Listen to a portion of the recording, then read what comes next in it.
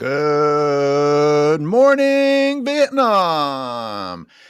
It is the Angry Old Rants show. We changed the name at Robin's suggestion, and we have sports and fitness rants, and we have a special guest from the past hopping in with us, and somebody's already talking shit to you in the chat. We'll get to that in a second. Welcome back to the show, Nick. How are you? Good. How y'all doing? All right. They said you're here to help him sleep. Once again, man, it is great to be back on another Sunday edition. Shout out to everybody in the chat. We are back. Me and the Czar of video footage. My man Nick, NNB Sports, is here with us. You guys remember Nick, man, one of the regulars out here, man. You guys should go check out his channel, NNB Sports. So thank you, Nick, for coming through once again, man. It's great to have you here. Shout out to everybody in the chat that's already come through. Thank you very much, my man Dakota LaReed Brock, for coming through. Thank you very much. Rob Lane. Shout out to Rob Lane. We haven't seen Rob Lane in a while. Shout out to Rob Lane, King Speech Roll, Renee, the Jesse Glad Saget, CJ, the Real Siberius, Carl, Zizza Plays, Ray NGWM, Leo Sakari, Spectre Fantasy, Mountain Skies, Michael Knight, Roland Curtis, Birdman, Mick Zuggins. Thank you very much. Untamed Scribes. Shout out to all you guys, man, the true supporters that keep going through. You guys know the deal, man. Let's roll. Let's go, as Scribe says. And Ray asks if the song is AI generated. No, I think that's written by... Yeah, don't shortchange my man L Explicit, man. Shout out to L Explicit once again for blessing us with that song and allowing us to use it on these live streams. So it is written by my man. Those are his beats. Those are his lyrics that he wrote. You guys could go to his channel and check it out, L Explicit, and you can listen to Bubble in a Cup. And every word in that song is on the money. True enough. I got to say that, Nick, it's fortuitous that you're here this morning because... there's some football talk worth talking about, and you are a Texas guy. And the last episode of the Netflix special about the Dallas Cowboys kind of turned me off with Jerry Jones and his corporate moves to purchase titles. I don't know how you feel about that, but you guys were going off on talking about college football, not NFL football. Similar to the NBA, people tell me that college football is better than NFL football. You guys agree with that? Yeah, so first off, I want to shout out to my haters. Everyone knows I love my haters as much as my fans, just as much. But yeah, first of all, about the Cowboys, I've just been so uninterested with the Cowboys like the last 5+ years, man. It's just like this sea of averageness that we've just been stuck at for 20+ years. They're still my team. You know, I still back them. I have totally lost interest like the last few years. So, you know, Micah Parsons, I don't know. I don't even know what that's going to look like. We'll see if they overpaid him or not. You know, if we hit a couple draft picks, and obviously it's worth it. But that's my stance on the Cowboys, and then we can move forward with college football. All right. When you hear something like that, it must be really bad. It's not even worth talking about anymore. Apparently. Boring. Yeah. Yeah, but yo, Nick, you said some good stuff there. And, I always tell people, I grew up as a hardcore Emmitt Smith fan when I was growing up, man, in the 90s, man, loved Emmitt Smith. So I followed the Cowboys heavily. Once again, let's make no mistakes about it. Similar to the Chicago Bulls, the Dallas Cowboys were always on TV. It wasn't a scenario where, you only got the Cowboys because you lived in the area. No, the Cowboys were the team. They were America's team, guys. This is where it originated, man, during the 90s, man. These guys were always on TV. So you got to watch the Dallas Cowboys regardless. If your team was playing against the Dallas Cowboys, more than likely that game was going to be on TV. So a lot of us understand what the Cowboys were about, how Jerry Jones really, destroyed the cachet and the credibility that he had from the 90s. I mean, even if you think about the 3 championships, the Super Bowls that they won, a lot of people back in them days will remember and will say the Cowboys had a chance to win 3 in a row. But if you guys remember, he ran Jimmy Johnson out of town. Jimmy Johnson, an all-time great coach. Yeah, we can talk about Jimmy Johnson, the way that he coaches. He's a hard coach, man. You see that show they have on Netflix right now. I've seen some little snippets of it, and Jimmy Johnson said some crazy stuff. This dude was having asthma on the field, and he says, you go have asthma over there. You don't have asthma here. You're going to have asthma over on that field, not on this field. That was Jimmy Johnson's response. Remember, this is how people grew up playing football, guys. That's why oftentimes I tell you, if you were on the football team in high school, you were respected even if you never played because people understood what you had to go through. You had to go through triple sessions. You didn't want to hear no nonsense about, oh, I'm hot, oh, I'm thirsty. There was no water breaks out there. There were no little cards you could hold up and say, hey, man, I need to take a timeout. I don't feel too good. Nah, man, so Jimmy Johnson told him to have asthma over there, man.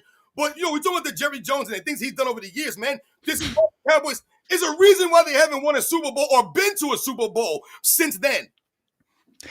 I just have to, be the angry old dick that I am here and say, I understand that asthma is a part of life, but you get to be a professional athlete getting paid millions of dollars and still have asthma? That's amazing. That's wild. Yeah. Yeah, absolutely. There are guys I thought that would be a inhalers. disqualifier. Yeah. How did you get this far? Like, I'm telling you, man, he told him to have asthma over there. Don't be on my payroll is what I'd fucking say. And that's what Jimmy Johnson brought to the Cowboys. This is what he brought. Remember, he was a successful college football coach. We were talking about college football earlier. Jimmy Johnson had cachet. He had credibility, man. And once again, he had the respect of the players, man. He was a players' coach. They loved Jimmy Johnson. Yeah, he was a hard ass, but they liked that about him. I remember seeing a clip from the same Netflix documentary, and it was Michael Irvin. And Michael Irvin, they're talking about, he was interviewing him, and he's talking about how he went to Jimmy Johnson with a list of players that he wants cut from the team because they weren't working hard enough. They weren't moving fast enough. They weren't giving enough effort, he said, because I want those guys out of here. They're not going to be good for this team. Get them out of here.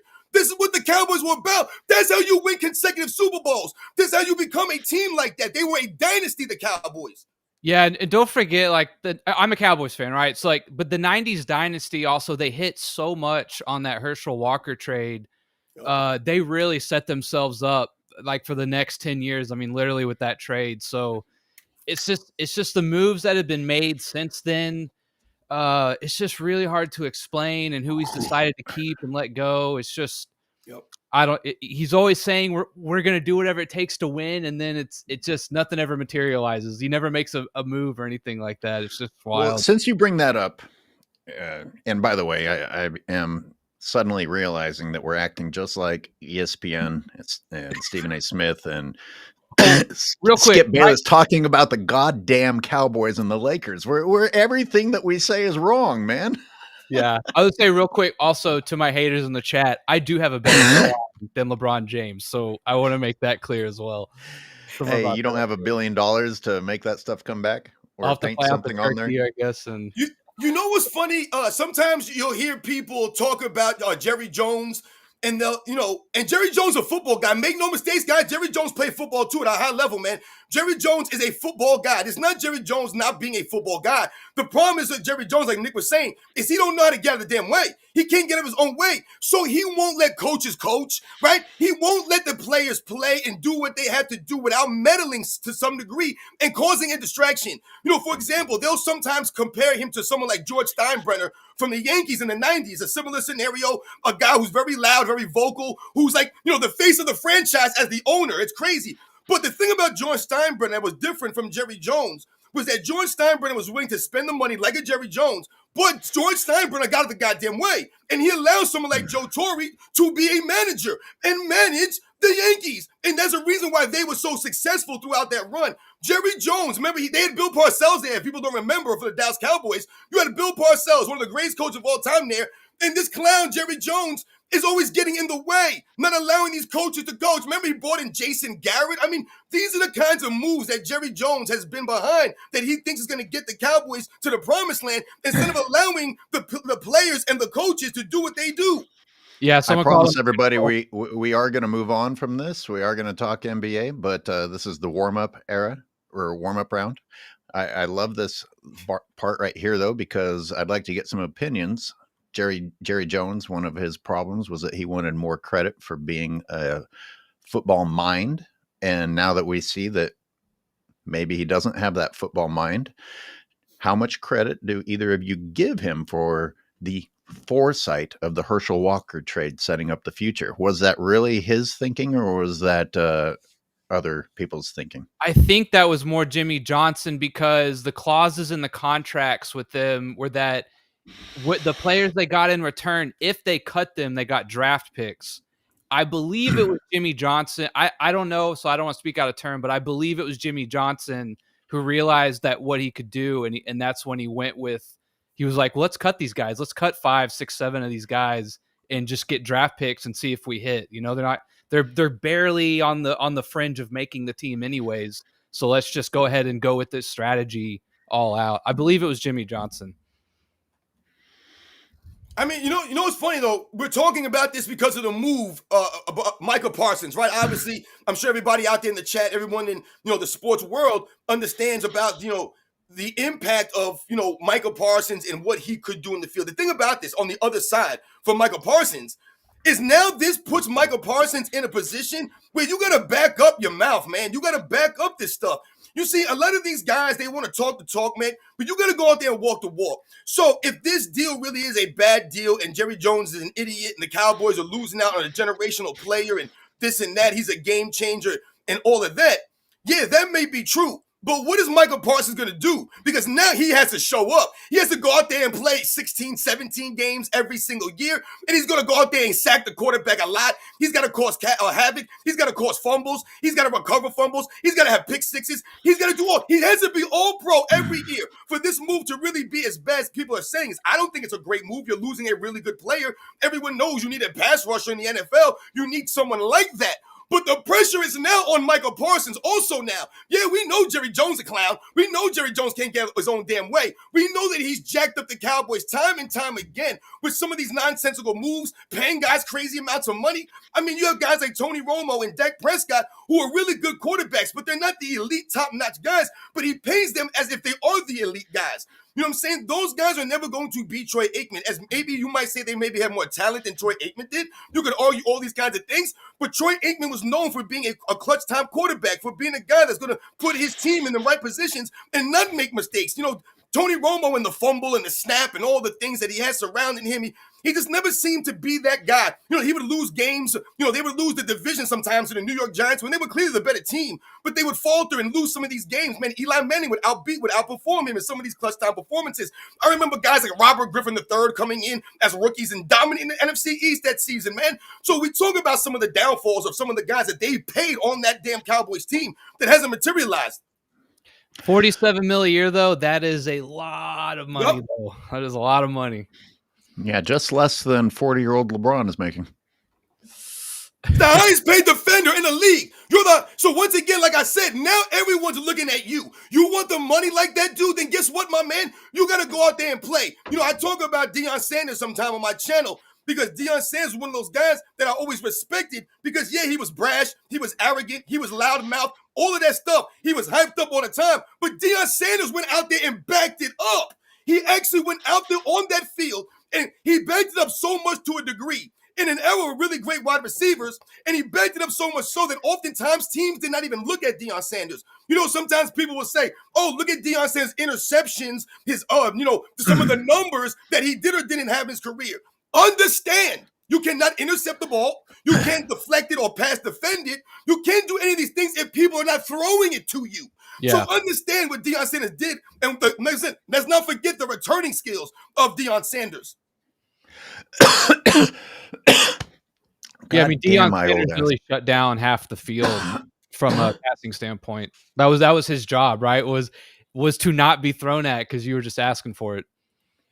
That's right. You're paying Deion Sanders all that money? Well, guess what? Now the quarterback can't even look to that side of the field. That's what Deion Sanders just did for your defense. Is Micah Parsons going to do this for the Green Bay Packers? Is he going to make it to a point where people are like, yo, we ain't got no time to throw the ball back here with this guy coming after us? Let me catch up on some super. You have to be Lawrence Taylor now. Yeah, exactly. That's what I'm saying. Like, to get paid this amount of money, like you have to go out there and be Lawrence damn Taylor. You JJ Watt. Like, you got to be ridiculous amounts of production. It's going to be hard to do. And what Robin's really saying is do cocaine the way that Robin does if you want to be Lawrence Taylor. Do something. Whatever you got to do, you have to be Lawrence Taylor. Okay? And think about that. That is the highest standard that we think about with guys who are rushing the passer. The guys who are playing that position, guys who have athleticism like that, you're mentioning the breath of the Lawrence Taylors. Hey, Skinter Scolder, thank you for the $2 super chat that did not come with a comment. And Leo Zakari, thank you for the super chat, which does come with a comment. Jordan gave us Air Jordans. LeBron gave us mom jeans and a big orange man purse. Somebody asked me to. I've got in my just one play breakdown that we're going to do today. That the members have already seen. Somebody said you've got to Photoshop a purse into LeBron's hand as he's carrying the ball up the court, but I don't have those skills, or I don't have the interest in AI. Maybe somebody else. I gotta incorporate some help here. I'm just getting too old to fucking function anymore. You can't miss no games. No games. You can't miss no games. You got to be out there. They're not paying you for 8 games or 9 or 10, 11, 12, 13, or 14. You got to be out there on the field, my man. Hey, somebody in the chat said, "Hey, AOH, I'm 16 and I'm not Epstein, so I don't know if you're trying to appeal to me in that way, but or maybe you're just trying to tell me that even young people have hope and not brainwashed by the LeBron bandwagon. And if so, welcome aboard. Glad you're here. We will try to be good role models for you." And what else was I guess you guys were talking? Oh, there it is. Jeremiah. Hello, Jeremiah. Welcome to the show. You guys were talking college football before we got going here. And I cut you off so we could start the show. What's interesting? What's happening in college football? Well, I guess I'll tell, I guess, not a cool story, but we'll start with the cool piece is that we somehow got on the topic of Ricky Williams. Right. I was actually at the game in Austin when he broke the record against A&M, unfortunately, but I was actually at that game, which is a cool experience.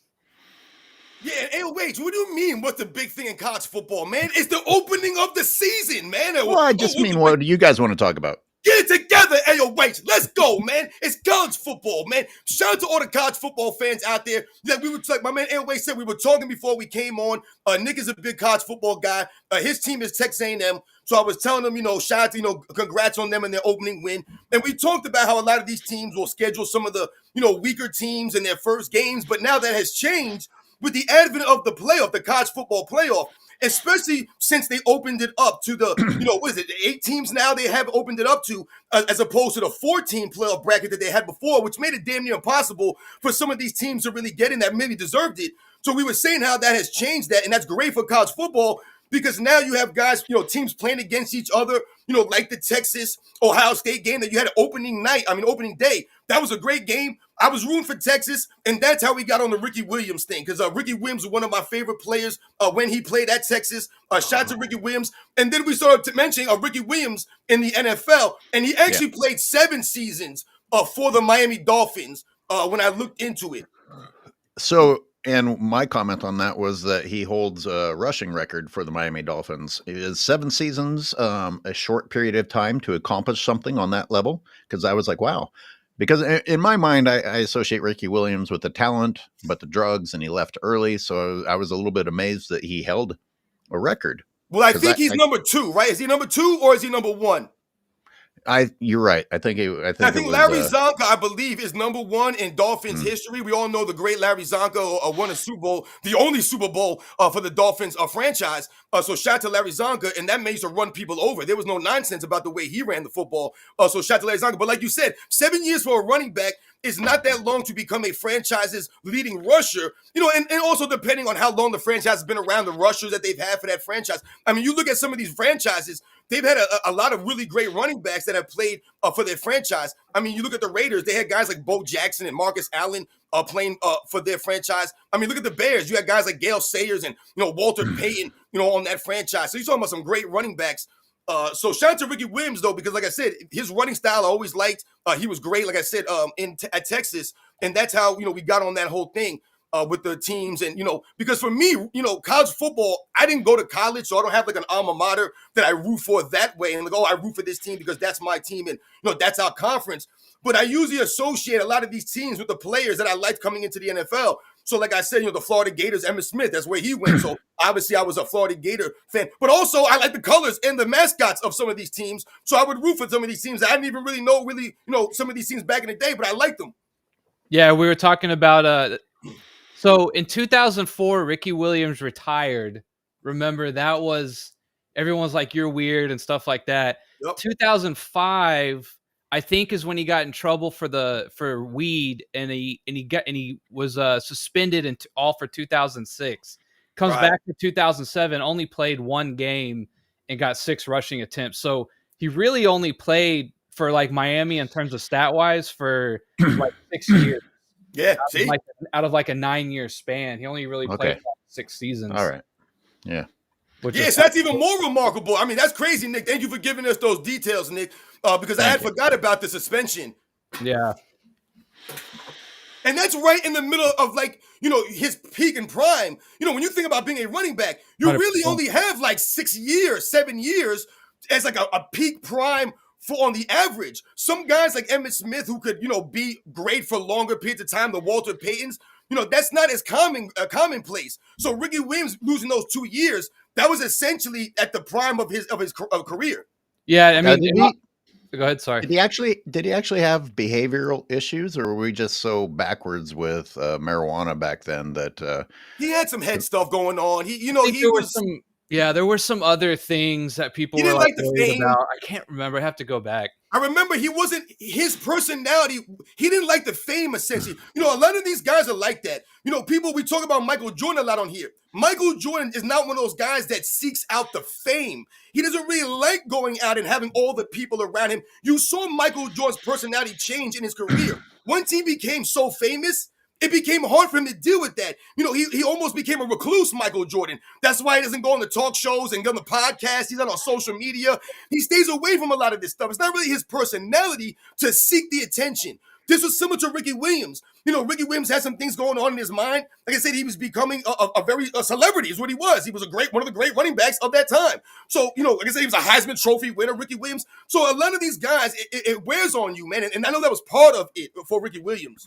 Did he really wear his helmet with the visor down during an interview? He wore a wedding dress too to a press conference, I think, as well. Like he was just doing odd stuff where I don't know. It just he needed attention.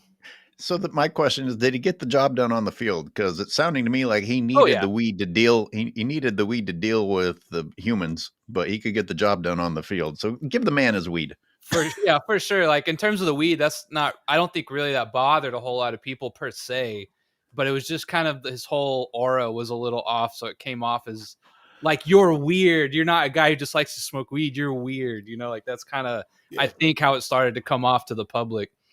Yeah, Ricky Williams, like you see how he changed, right? Like he looked very unkept, right? His beard looked all raggedy. He just looked like a homeless person almost. Someone that was very disheveled. And that's not a disrespect to how he wants to carry himself and take care of his hygiene. Also, I don't give a damn. Like I said, I'm a fan of Ricky Williams. If Ricky Williams was walking around, I'd ask him for his autograph, man. I always liked Ricky Williams. I'm gonna take a picture of Ricky Williams, man. So there's no knock on him. But when you look at the way he changed and became, and like you said, like Nick saying, he was doing some odd things, and people didn't understand him. And I watched a documentary. There's a documentary, 30 for 30, with Ricky Williams, Run, Ricky, Run, I think, or something like that is called. Yeah. And it's a very good documentary. And it talks about Ricky Williams going to another country and how this man invested and basically had his own marijuana field before marijuana was even legal. So God knows how much money he's made off his marijuana investments now. Yeah, and I shouldn't say he was weird, but it was just one of those things where, like, if you were a teammate of his, every once in a while, you'd probably look over to him and just be like, is everything okay, man? Like, you doing all right? Like, everything's good? Like, do we need to go, like, have dinner or something? You good? Like, that kind of thing. Just, like, Let's blame Rodman. I mean, it's the blame society. It's Rodman's fault for wearing the wedding dress first, and Ricky saw it. And I was going to say, like, if we're going to talk college football, obviously the big storyline is Arch Manning. And again, I know I'm a hater, right? I'm an Aggie, but he did not look. He definitely looked a little shaken under the bright lights. I don't know, like he just short arming, side arming, just what never seemed comfortable. He had some decent plays where he finally got on the move with some stuff, and you could see that he really is a better athlete than probably people think. But man, he really looked shaky yesterday. Brandon, John Stockton was very private and hardly did commercials. He just didn't smoke weed. Yeah, as far as you know, he lived in Utah, so he wasn't going to let anyone know if he did. Yeah. Yo, you know what's funny about that? I remember watching that documentary on the Dream Team and John Stockton telling that story when they were out in Barcelona and he was out sightseeing with like his family and he was like taking pictures and stuff. And he said that a woman had came up to him and asked him about, where he was from, is he an American and all these things. And she was wearing the 1992 Dream Team t-shirt with all of the players on it. And she was asking him all these questions, like, oh, you're a tourist, you're here from America, where are you from? But she had no clue. She was talking to John Stockton. So as he's talking to this woman, he says, oh, that's me right there. That's why I'm here. I'm on the USA basketball team. And he pointed to his picture on the t-shirt she was wearing. So when we talk about someone like John Stockton and we talk about someone like Michael Jordan, do you guys think Michael Jordan could walk out in public and people not know who he is? This is what we're saying. Think about Charles Barkley, for an example, who's a celebrity like no other, right? The person that Charles Barkley was the Pied Piper in Barcelona. They said he was walking around at night around the town, going to bars, interacting with the people. Do you think Michael Jordan could have done that? He couldn't have done something like that, man. He wouldn't be able to move out there. He would have been swarmed, man. It's a different level. My understanding was that Jordan and Barkley used to go to Santa Barbara and serve drinks during a festival at a bar. But hey, it's time to move on to the NBA. And Skinter says, AOH, that's Nick, has FYF ever approached you for a debate? I wanted to say that Hoops God emailed me talking about something that went down on TikTok. And I was like, well, I don't do TikTok. So if you want to come on the show and talk about it, you can. But Hoops God, where are you? Come on the show if you want to. But I don't know. You guys have both debated FYF, have you not?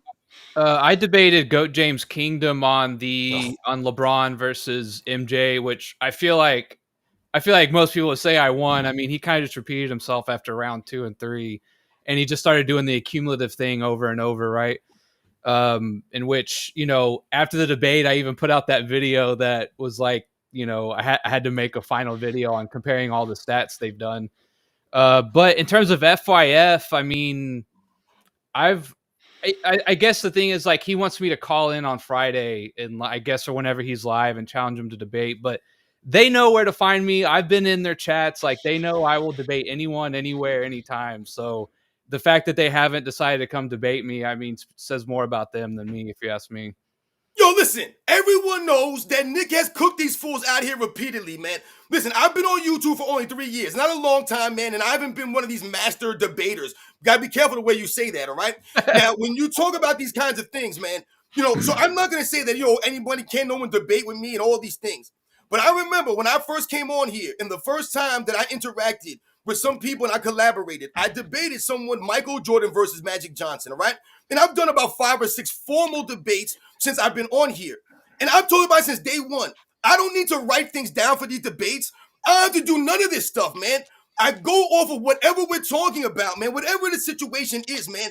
The problem talking about someone like FYF, the GOAT James Kingdom Clowns, and we had them on the old Sunday show. They came there. We've destroyed them already. Go back, man, in the archives or whatever you can do. We have destroyed those GOAT James Kingdom Clowns so bad. Like I said, these guys came with some nonsense, like Nick said. The same things over and over again. This dude, FYF, he came to my channel first, crying and moaning in my comment section, saying all this weird stuff. We have once again exposed him. The problem with, quote-unquote, debating these kinds of people is that you cannot debate narratives and lies. And these guys trying to rewrite history. So essentially what you end up doing is debating against a liar narrative. How can you debate that? You can only debate facts. You can only debate reality. These guys don't live there. Praise it on says Roman's a weirdo, but LeBron fans are way weirder. And USC Trojan says LeBron is extremely feminine for a man and carries an orange purse. I think that's what you really meant. I think that's what you really mean to say. That's what he does. And we just about have Jim, self-researched NBA facts, coming on any minute now. And we got a lot to talk about today. I've got a breakdown of just one play of LeBron James, pretty embarrassing stuff as usual, and took zero effort. It's just in the game that I'm currently breaking down. And what else have I got for today? I wanted to shoot an angle on the Michael Jordan coming to announce real quick.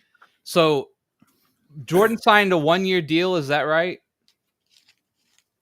I don't know, Nick. You would know more than me, Or man. I think it was maybe a few years. I think this is me. I think the whole reason they're bringing Jordan on, I think, is to when LeBron retires, Jordan's going to act as that bridge to, Jordan. They're going to have some moment, right, with LeBron and Jordan, essentially, and I think that's why they're bringing Jordan back into the fold to like for almost it to be like, oh, LeBron's cool, guys, like sort of like I approve of him, or I said he had a great career, and I said he's one of the greats or whatever. So I think it might be a way to sort of massage the LeBron hate in a way. That's just my angle on it. I just don't believe in coincidences anymore that Jordan's coming back right when LeBron is probably going to retire.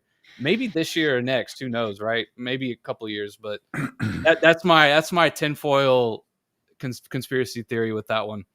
See, this is the thing, Nick. That's a nice, conspiracy theory, or a hypothetical, or maybe, or what if. Yeah, who knows? We don't know what's going to happen down the road. Michael Jordan could end up calling the NBA's finals games as a broadcaster in the NBA finals. We have no clue what's going to happen.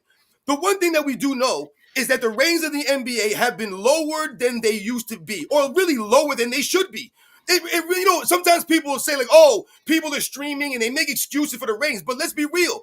The ratings are not high as they should be. We should be talking about the NBA ratings being really high, because when you look at some other entities, other sports, their ratings are up.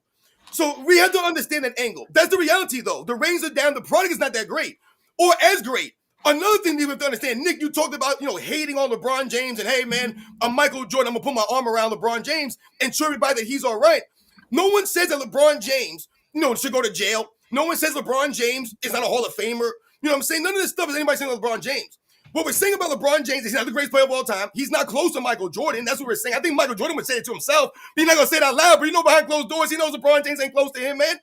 But the reality is, you think Michael Jordan's okay with LeBron James walking to court early? You think Michael Jordan's okay with LeBron James flopping all over the court? You think that doesn't embarrass him? You think he's not embarrassed for the game? When you talk about LeBron James and the level of play that he is, a face of the league type of guy, why would you carry yourself that way? I know Michael Jordan deep down can't be okay with that. Like I said, we're not lying about LeBron James here. We're not making up stories for content. We're telling a story about LeBron James. We're chronicling what he does. He does these dirtbag things. He walks around and says, I'm the greatest of all time. You think Michael Jordan don't hear this? Did he think he walks into a party with two goats, Nick? Not one goat, two goats. He walked in a party with that. You think that Michael Jordan didn't see his wife come on stage and introduce him as the greatest of all time? In 1999, a year after Michael Jordan just completed his second three-peat, he was introduced and won the award for the Sports Century Basketball Player of the Century. So that was 100 years. Everyone that's ever played in the NBA's history was included in that 100 years. Were they not? Yes. And Michael Jordan was named the Player of the Century. Did he have his wife come on and introduce him as the GOAT of all time? He could have easily did some nonsense like that. He could have easily been saying all this stupid stuff. The reality is, LeBron James is not respected by a lot of the true fans. So Michael Jordan could put his arm around him. He could try to do that for the NBA, for the league, for the face of the league. But it's not going to escape the reality here. 100%. You probably have got to figure like Jordan's going to be politically correct, right? He might pull a Charles every so often and like lean into a guy a little bit, but he's just going to kind of be there, I think, just to kind of boost the ratings, be a face, help us out, say something nice about LeBron, please. Like, I think that's kind of what he's going to be there for, but we'll see. I don't know. I stand by Steph Curry, or say something about Nikola Jokic, or promote Giannis, or promote SGA, or promote some of these other guys, Victor Wembanyama. I don't know, somebody. Promote some of the younger talent. Why are we still talking about LeBron James? Like I always say, you go to NBA League Pass just this past season, and the face you saw was LeBron James. Why is LeBron James the face of the NBA League Pass? Where are all the other guys at? I stand by my original feeling that I just would prefer him not doing it. I mean, even the GOAT can't be brutally honest in today's That's where environment. I think we agreed on that. I think he really has nothing to gain by doing any of this, but we've already talked about that before. He's allowing himself to be humanized here. He's allowing the people to touch him, so to speak. This one, So we don't even know the capacity. This man might be a shadow. He might be giving interviews in a dark room, and you don't even see him. He might be covering his voice. I like Jordan being aloof and mysterious, though. I like that he's out of the light. Mm-hmm. You know, like I like that there's like this mythos about him. Even the Pope comes down to the people, man. Right? Everyone comes down. Does he? Yeah, he got bulletproof glass around him, but he's down there. Defends a church full of pedophiles too. Right? Even the king of a kingdom has to come down to the people. You have to do these kinds of things, man. Listen, man, Michael Jordan's out in the public. When we talk about Michael Jordan not enjoying the fame, that's never been him. He never celebrates what he does for charity or what he does, right? And like I told people, Michael Jordan's got a billion things going on in his life. Look at his racing team. Look at the fishing he does. This man's always doing something. Yeah. So Jim emailed me. He's running a little bit late, but he's going to talk about his latest video, which is a good one. I've mentioned it. I was like, LeBron's gotten swept in every decade that he's played at every age. Yeah, man. Like I'm really getting tired of the MJ didn't win until he got Pippen or whatever. It's just so silly. Like Jordan, it's dumb. Like everyone, first of all, everyone goes through growing pains for the most part, right? And you're supposed to. Dog shit. And the East was an absolutely brutal murderer's row. And like the difference between someone like MJ and LeBron, right, is that when MJ got any kind of help, he had any kind of all-star around him, any kind of just assistance whatsoever, he just absolutely throttled the league the whole time. Didn't even skip a beat, right? Yeah. Jordan never lost a series with an all-star. He never lost as a lower seed. It's just so silly that they bring up like this. And I keep asking, how dare he get help? Yeah, like I keep asking people, it's like, did Pippen win those rings or did Jordan, right? And whenever people say like, oh, well, Pippen was also the only guy to ever do these things, and it's just such a level of dishonesty. Yep. It's like it's driving me crazy, dude. I'm so tired of hearing it. Yeah, we're gonna put this behind us, so let me just read "Praise the Dawn." Hold on. No. We're gonna put what "Praise the Dawn" said here behind us and continue with what we're talking about. But he's talking about the past here. What if they make MJ shill for LeBron instead of call him out like everyone is expecting? He might just play the politically correct game. And that's the worst case scenario that I'm scared of. Yep. Hopefully that won't happen. Yep. So I just wanted to get that out of the way. We're moving on. You guys can respond to that really. This is all Gold James Kingdom type crap. This is what Nick was saying. They say the same things over and over again. How can you debate nonsense like this? Oh, Michael Jordan didn't win.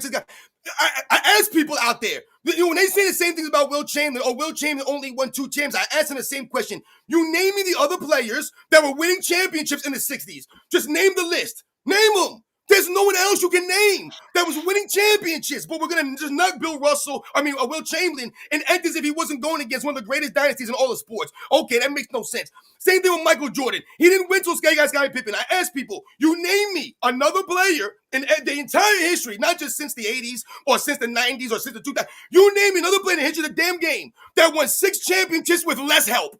Name them. Name them. Ain't no one even close, man. There's nobody close to winning 6 championships. I didn't even mention 3-peats. Just 6 championships in your career with less help than Scottie Pippen and Dennis Rodman at 36, 37, 38 years old. And you want to name the Tony Kukocs and whatever. Name a guy that won more with less. There is no one in the history of the game. And then secondly, Scottie Pippen's a great player. But this man was in 6 NBA finals alongside Michael Jordan, who is recognized as the greatest player of all time, if not one of the greatest players of all time. That's who he played with in all those finals. Scottie Pippen had 6 opportunities to win a finals MVP, and he never captured one. And don't tell me he was not going to win over Michael Jordan, because we can go down the line of history and point to finals MVPs who were guys that you don't even remember, but they won over legendary players. Okay? So does anyone think that Tony Parker is comparable to Tim Duncan? Well, he won a finals MVP playing alongside Tim Duncan. Did he not? So, Cedric Maxwell won one playing with Larry Bird, right? Did he not? James Worthy won playing with Kareem Abdul-Jabbar and Magic Johnson. So Joe Dumars won a finals MVP over Isaiah Thomas. So what are we saying here? You're cooking. That's what you're saying. You're cooking. Insane.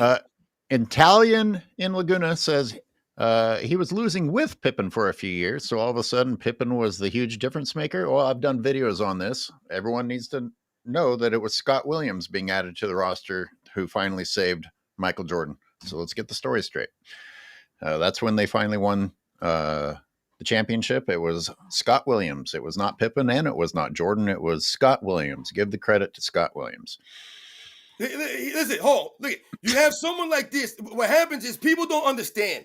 All right, I see this guy Dub Knot. Dub Knot, he says, I can never say anything against Pippen. Sorry, he was awesome. You say, what time did I once say that Scottie Pippen was not great? I said Scottie Pippen was great. What I say? You name me a guy who won with less help. Scottie Pippen was a great player, man, but Scottie Pippen has been overhyped, overrated, and overblown because he played with Michael Jordan. Understand that.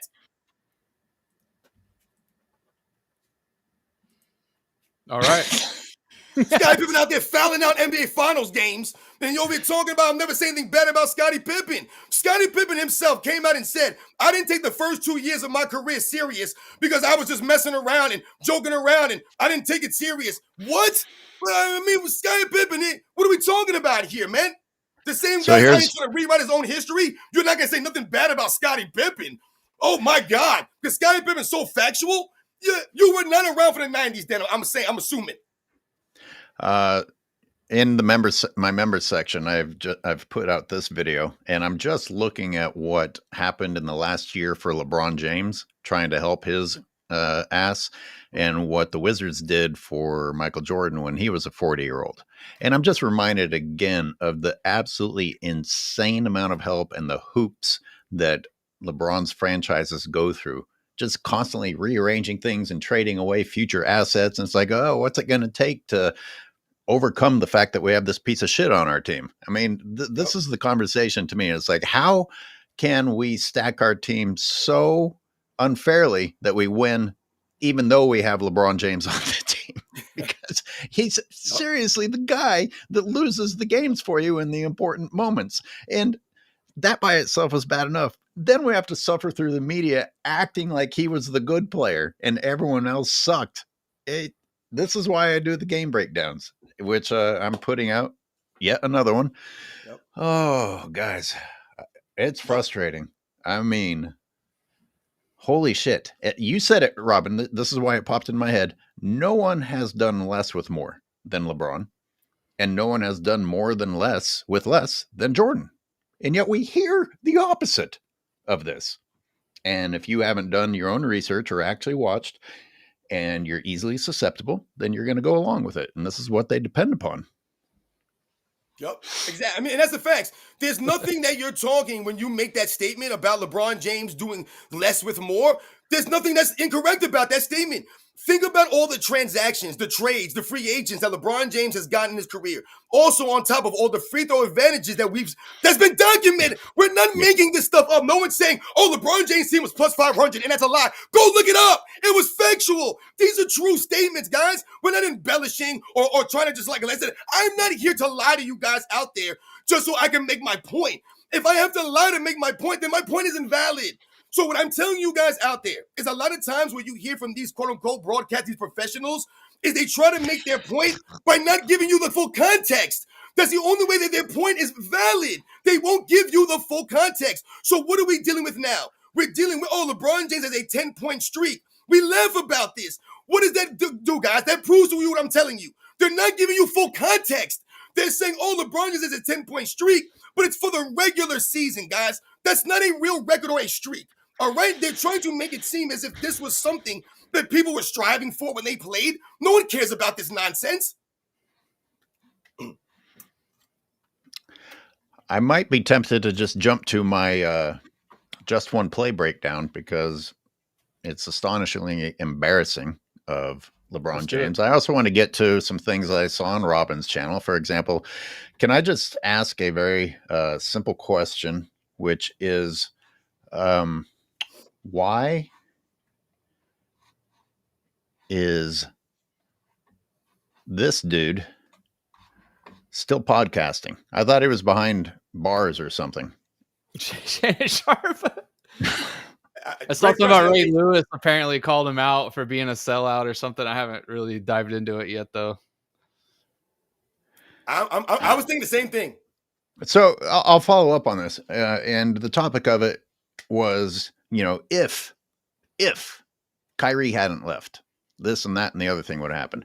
How many goddamn times is Shannon Sharpe and any of these LeBron D writers topic woulda, shoulda, coulda?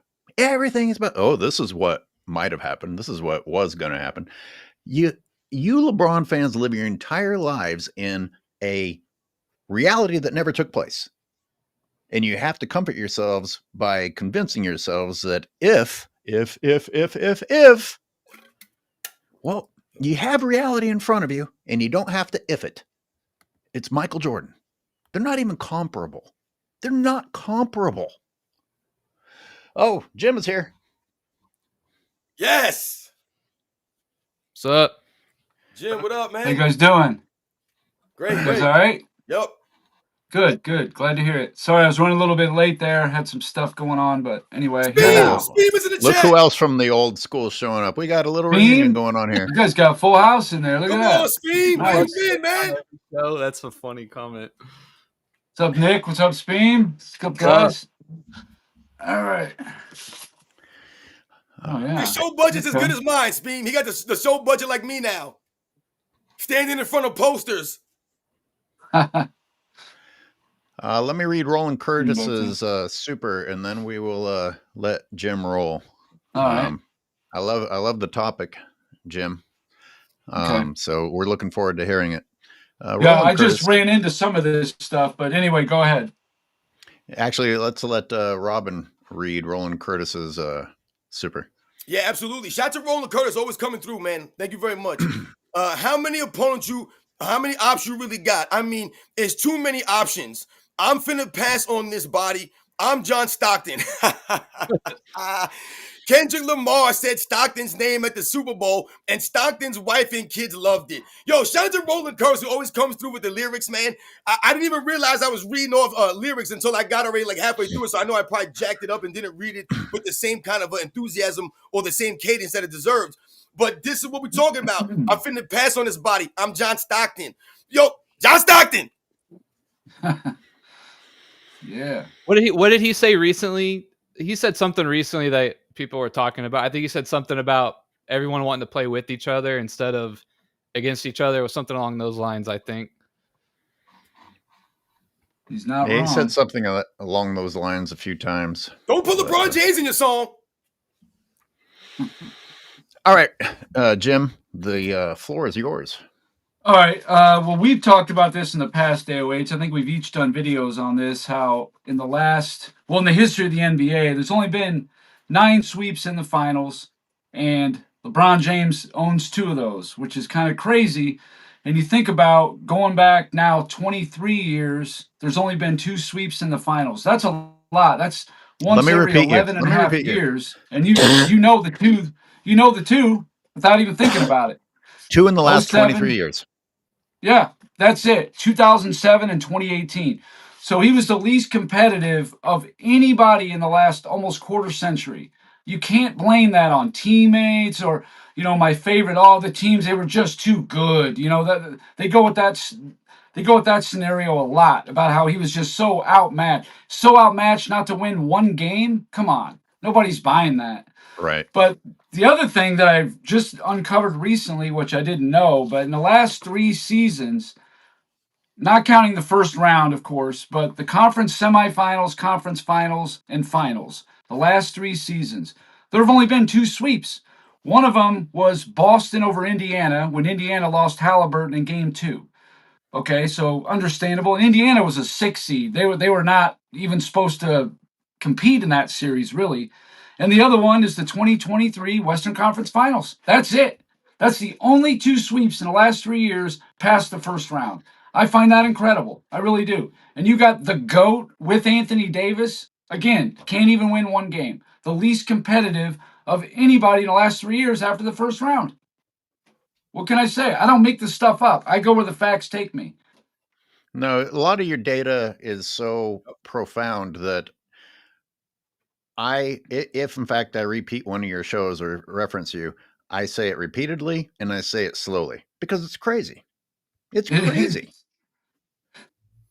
And a shout out to Nick from Mr. Shanny. He says, "Welcome back. Sorry about Micah Parsons." It's all right. We're gonna get through this together. You know what's funny? You mentioned Anthony Davis and how you're losing some of these things with Anthony Davis on your team. I keep telling people, and we have to remind the LeBron James fans out there, that it was in fact Anthony Davis that saved the Los Angeles Lakers franchise, not LeBron James. When they try to say that LeBron James saved the Lakers, no, my friends, like my man Lee Corso would say, not so fast, my friends. It was Anthony Davis requesting a trade, shout to Lee Corso, requesting a trade to come to the Lakers that saved the Lakers and saved LeBron James, in fact.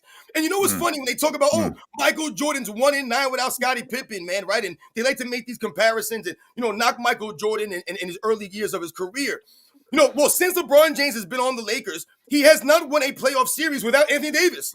So really, what has he done without Anthony Davis? His first year without Anthony Davis, they didn't even make the playoffs, right? Everybody remembers that. LeBron James activated playoff mode, didn't make the playoffs. And what happened last season? They played the first round. He had Luka Doncic on his team, but they didn't win the series, did they? So LeBron James, in fact, is 0 without Anthony Davis on the Lakers. So if they want to talk this Scottie Pippen stuff, that's how we can give non-context, and I can just throw out some stuff like that.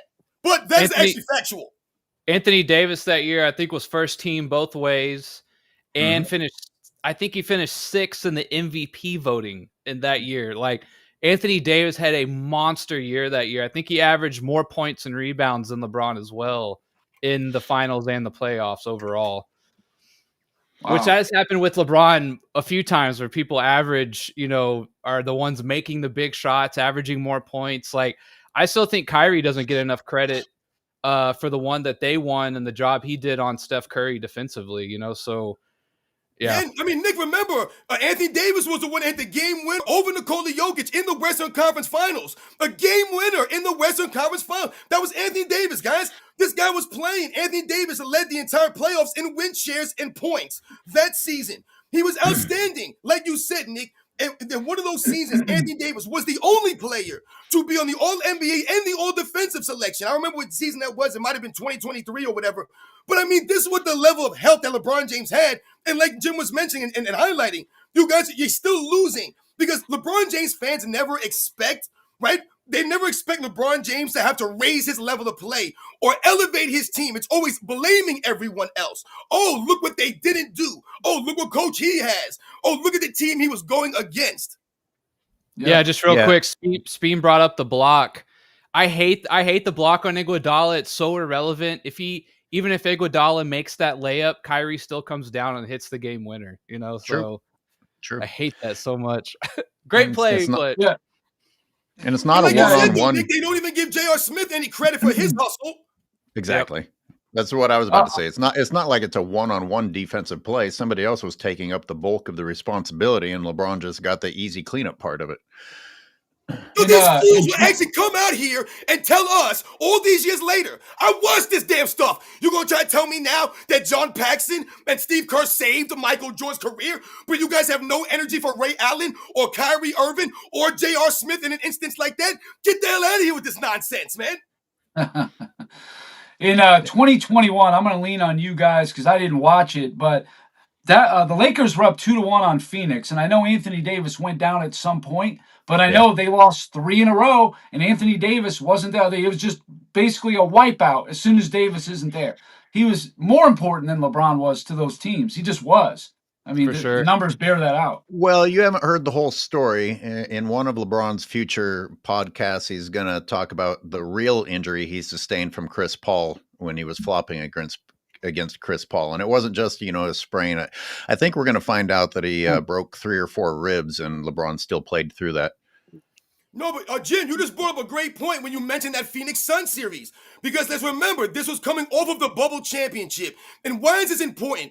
Because the Lakers were in fact struggling that season, were they not? They were a play-in team that year, coming off the championship. They played the Phoenix Suns in the first round. And like Jim mentioned, They were kind of like one of those teams that ended up in the play-in, but they weren't really a play-in team, right? They were dealing with the nonsensical lollygagging of LeBron James, the load managing, right? The inconsistent play. So they fall in the play-in. They play the Phoenix Suns in the first round. Like you mentioned, they're up. Then they lose these 3 straight games in a row. LeBron James walks off the court early. These are all factual things that happened in the career of LeBron James, man. We have to understand this stuff, man. So it's a great point that you bring up, because when we talk about the bubble championship and why people don't respect it, this is a big reason why. Where have the Lakers been since that bubble championship? Can anybody explain to me where they've been since? They've been nowhere. This is what we're talking about. They've been inconsistent. They've been mediocre at best when they've had the talent to be excellent. They should have been much better. They should have went to another NBA Finals. If they were that great, everyone keeps saying, oh, the Lakers were great anyway. The bubble didn't mean anything. No, obviously it meant a lot, and because they haven't been back since, and they weren't that good the next season either. Jim dropped out accidentally. I think he's trying to get back in.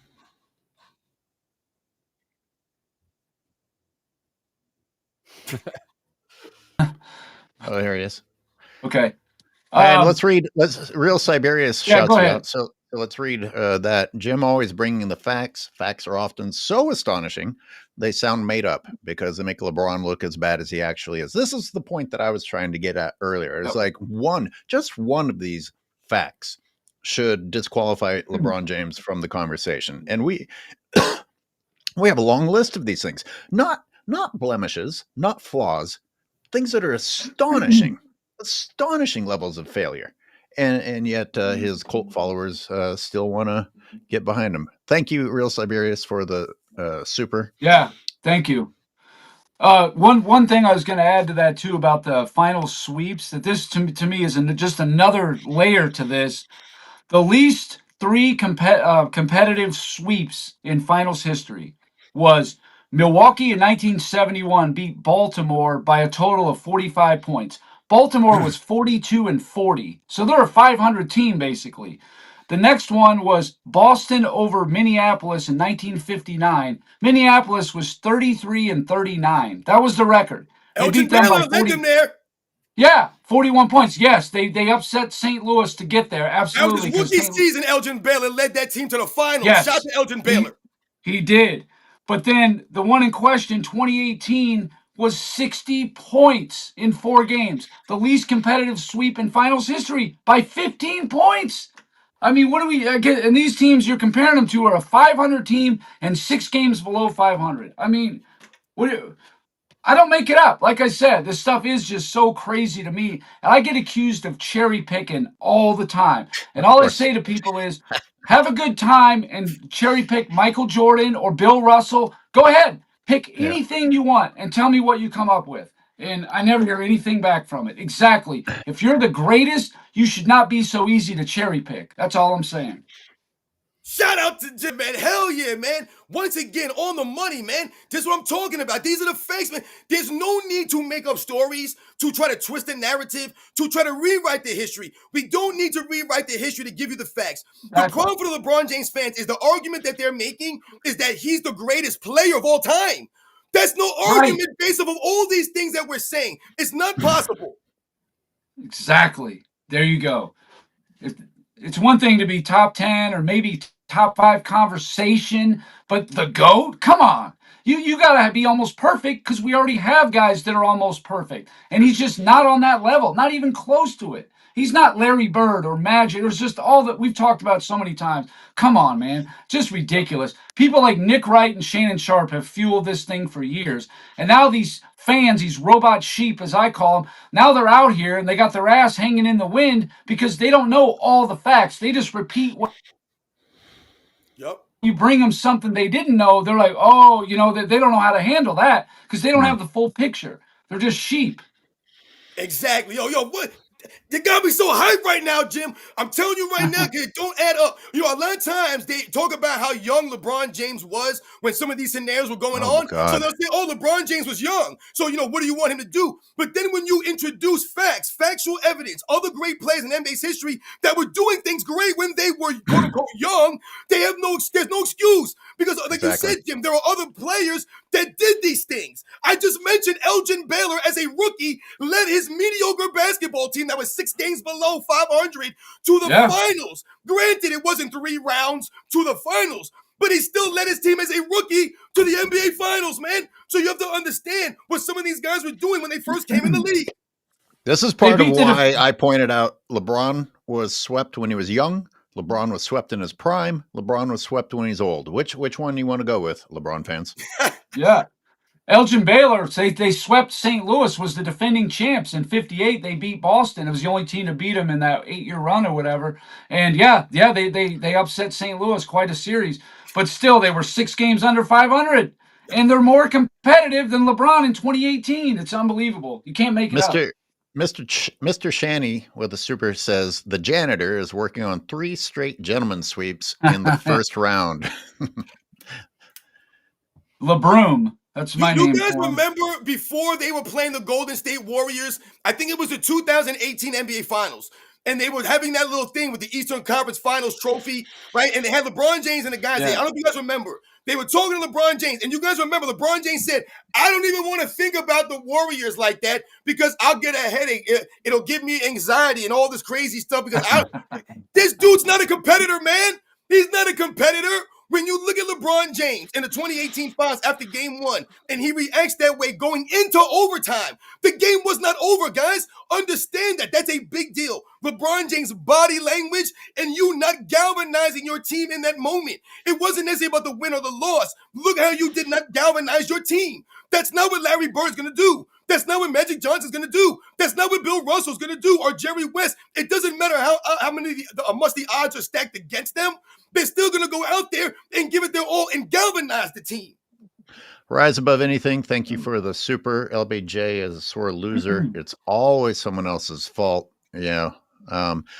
And Dana Green points out the massive line that the Lakers had. You know, I mean, for JaVale McGee's faults, the dude is long and he creates trouble for some people. And then you've got Dwight Howard next to him, and then on top of that you had Anthony Davis. I mean, that's pretty spoiled. In addition to that, they had great defenders. They had people who could shoot. They were spreading the floor. I mean, they had it covered from every angle. In my breakdown that I started, one of the many projects I started and haven't finished, LeBron James is replaceable, to put it kindly, on that championship team. No doubt about it. Didn't they the next year they got Andre Drummond, right? He was the best rebounder in the last 20 years. Didn't they get him? Because I've heard people make the case that after the 2020 team, they lost a couple key pieces. But I'm thinking they got Andre Drummond, best rebounder in the league. They couldn't do anything with him. The Heat were a 5 seed that year also, don't forget. Yeah, and they lost how many starters in the finals? Did they lose? Yeah. See, once again, this is what we're saying. If you guys want to give, they don't want to give context on facts, because if you give perspective and facts behind LeBron James' career, it exposes him by far more than Michael Jordan. Or you get, he beat Magic Johnson when he got HIV. He beat the Pistons when they got old. These are their go-tos. These are your lines. Let's think about the facts. Let's look at the age of Isaiah Thomas, Dennis Rodman, and Joe Dumars. They're all under 30, under 30. Let's think about the facts again about Magic Johnson and how sick he was. The man was coming off to back-to-back MVPs. Back-to-back MVPs, Magic Johnson, and was the runner-up in 91. The runner-up. The runner-up in 91. Does that seem like a guy that was sick? A guy that couldn't play?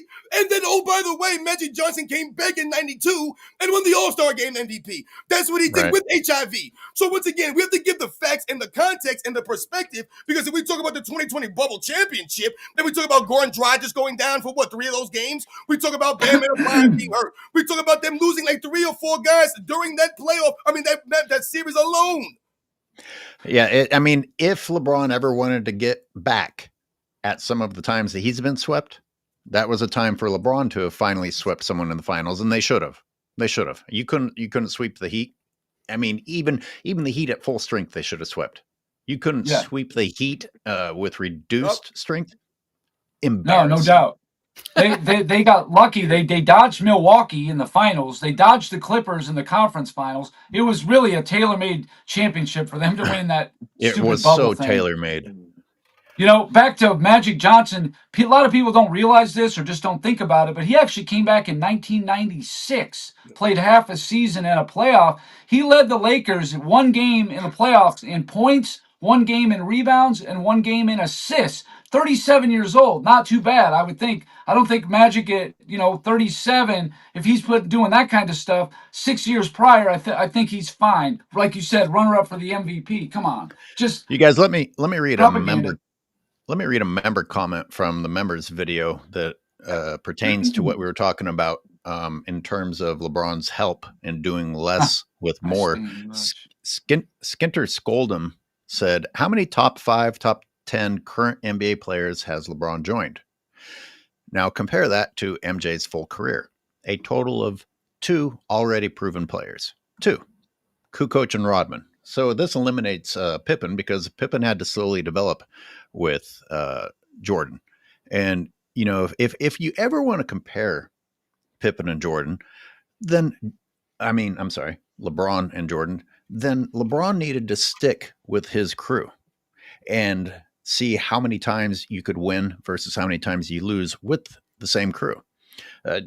LeBron hopped to every easy opportunity that he could. Anyway, the point of this comment is the proven players. And that's sort of pushing it, because he includes Kukoc as one of them, which he may have been proven in Europe, but how does that always translate to the NBA, which he points out. Okay, so Kukoc and Rodman, one had never played in the NBA, and was any of those guys a top 5 player? Even looking at Rodman and Kukoc, some of his top teammates, no, they never were. Were they top 10? No. A 35 to 36-year-old veteran, good player, but not worth the headaches stamped on him, was Dennis Rodman. The other, a Croatian phenomenon, but you don't get him for another 4 years, and you have to hope that he's still good. And if so, will the gamble be effective in the NBA? These are both gambles. Jordan makes gambles work out. And then which includes the draft picks that the Bulls were built on. It's amazing how things just tend to work out around Jordan. And LeBron's entire career is an endless scramble to try and put something around him to make it finally work, and then scrap it and move on again. Yep. Rodman was a 2-time All-Star, I think. Yeah. Yeah. Yeah, and he hadn't been an All-Star for 2 years, I think, before he joined Chicago. I mean, listen, this is where context, once again, destroys these narratives, man. Let's think about Dennis Rodman, and let's understand, this is no disrespect to Dennis Rodman, who's one of the all-time great players, man. One of the great rebounders. If you told me you thought Dennis Rodman was the greatest rebounder of all time, I'm not going to argue with you, man. To me, he's the most diverse defensive player that I've ever seen in my life. But let's understand where Dennis Rodman was at that point in time of his career. See, what the problem is that they're trying to make an argument and trying to act as if Dennis Rodman was at the peak and prime of his career, when in fact he played on the Bulls. But what does that do? That actually contradicts the things that we keep hearing. You just said that Dennis Rodman, the Pistons were old in 91. Then how the hell is Dennis Rodman not Jerry Ettrick in 1996? Are you kidding me then? How is he then all of a sudden helping Michael Jordan then? I don't get it. He's so great, but he was old in 91. Also, let's think about context even further. And let's think about where Dennis Rodman was the years before he played in the Chicago Bulls. He just so happened to play with the MVP, David Robinson, in 1995. The freaking MVP of the league. That's a pretty good damn player, David Robinson, is he not? Dennis Rodman, Sean Elliott. The San Antonio Spurs were an excellent team. They won over 60 games that year. But what happened? The best record in the NBA. Finals. They win against Hakeem Olajuwon's Rockets. Hakeem Olajuwon proceeded to go to school or take David Robinson to school. But where was Dennis Rodman? Did he shut down Hakeem Olajuwon? Did he out-rebound them to a degree and lead them to the finals? Did he make the San Antonio Spurs a super team when you're playing with the MVP of the league at his peak? No. In fact, Dennis Rodman never made an all-star team on the Bulls, never even sniffed an all-star team on the Bulls. Did he maybe deserve to be an all-star? Absolutely, we can make an argument. But he never did. And he made one all-defensive team. One, guys. Dennis Rodman was excellent for the Bulls. Excellent. He played a role, but he was at his peak and prime on the Pistons, guys. He won back-to-back Defensive Player of the Year awards in an era with the legendary defenders. Both those players, Kukoc and Rodman, while they were on one side of the ball, they were both really good. But on the other side of the ball, they were weak. That was a weakness the Bulls had. You know, Rodman got a lot of offensive rebounds. Sure, he was a great rebounder, but they would leave him alone. They would double Jordan or Pippen because they knew he was no threat to score, so then he could get a lot of offensive rebounds. Nobody was boxing him out most of the time. And then Kukoc on defense, just go back and watch Game 7 of the 98 Eastern Conference Finals when Dale Davis just roasted Kukoc to the point they were down by like 18 points in the first quarter. They had to take him out of the game. So these guys are both like half Hall of Famers, if you want to call it that. But Kukoc never even made one All-Star team. That's the other thing. How is this guy a legitimate Hall of Famer? I know about the Europe stuff, but come on. Yeah, it's because it's like international stuff. Yeah, exactly. Yeah, but how much weight are we putting on that? I mean, Dino Raja, is Vlade Divac a Hall of Famer? Really an NBA Hall of Famer? I don't think he is. There's a bunch of guys like that. I just don't agree with it. The international stuff, sure, but the NBA just needs its own Hall of Fame. That's what they need. Yeah, I was gonna say it's the Basketball Hall of Fame, so it's like worldwide coaches. It's like all encompassing. Yeah. Yeah, but that's a great point though you made, Jim. Yeah. Yeah, because that gives you more context when they use the term Hall of Famer, quote unquote Hall of Famer, for the guys that Michael Jordan played with, and someone like Tony Kukoc. Anyone that knows the game knows that Tony Kukoc was a very good player, but he wasn't a Hall of Fame NBA player. He was a Hall of Fame basketball player because of his European career, and that man was sensational. Tony Kukoc was doing things at 17, 18, 16 years old, playing against grown men in those European leagues. I mean, he was outstanding. Sure. He's called the Croatian sensation for a reason. Let's not forget, when they tried to knock the competition of the 92 Dream Team, well, they had to go against someone like Drazen Petrovic and a young Tony Kukoc on the same team. So there was talent back in them days, and he was a very good player. But he wasn't a Hall of Fame NBAer. He wasn't a Hall of Fame because of his Bulls career. Yes, that helped him for the Hall of Fame, those championships, and he was a key role player. And he played his role. But Tony Kukoc, like we always mention, there are many times that he was a liability on the basketball court defensively, and like you mentioned, mentally and physically tough-wise. He wasn't that dude. So we always talk about someone like Tony Kukoc in this era. He would be even greater because of the way the game is catered. This would be great for Tony Kukoc. You can't touch him. He got all this space. He can take all these threes now. Tony Kukoc would dominate in this era. This would be great for someone like him. I agree. 100%. Hey, Robin, do you want to talk about something else that I saw on your channel, the Mount Rushmore of the Cleveland Cavaliers, and that LeBron played with these guys, and yet people say that he didn't have help? Yeah, I think that was hilarious. I mean, think about that. They told over the last 25 years, right? The Bleacher Report came up with a Mount Rushmore for every team in the NBA from 2000. And these are supposed to be the Mount Rushmore players for each franchise. And it just so happened that LeBron James happened to play with every Mount Rushmore player that's in Cleveland Cavaliers history, according to the Bleacher Report. So like we mentioned, they see LeBron James had no help. Apparently, he played with the Mount Rushmore Cleveland. Brad Daugherty doesn't make it. No, the last 25 years. Mark Price. Sorry, okay. Oh, I thought of that. 2000. Okay. Since 2000, guys. No Mark Price, no Brad Daugherty, no World Be Free. Larry Nance. Yeah, like no Larry Nance. So LeBron James, we all know, put the team together with Kyrie Irving and Kevin Love. So that was three of the Mount Rushmore players together on the same team. And we all know that LeBron James, early in his career, played with Zildjius. So, if we think about it for a second, guys. Does anyone think that any of the players that Michael Jordan played with when he first came to the Chicago Bulls would ever be on the Mount Rushmore for that last 25 years or whatever? They're not going to. Orlando Woolridge, Dave Corzine's going to be the Mount Rushmore of the Bulls. None of these guys. You'll have guys like Bob Love and Jerry Sloan, guys like, what's Jerry Sloan's backcourt teammate there? Norm Van Leer, right? Or Norm Van Leer, right? Absolutely, Jim. You know Jim. Jim knows. I'm talking to you. Yeah. So once again, they would be on the Mount Rushmore. Some of those artists, Gilmore. Not any of the guys that Michael Jordan played with, but LeBron James came in playing with a Mount Rushmore player, apparently. How are you going to hate on Corzine, man? Corzine was a man. He is, but he knows Mount Rushmore. I'm joking. Hey, who wants to do just one play? Are we ready? Jim, you got to go, or you want to play? What is it? What's just one play?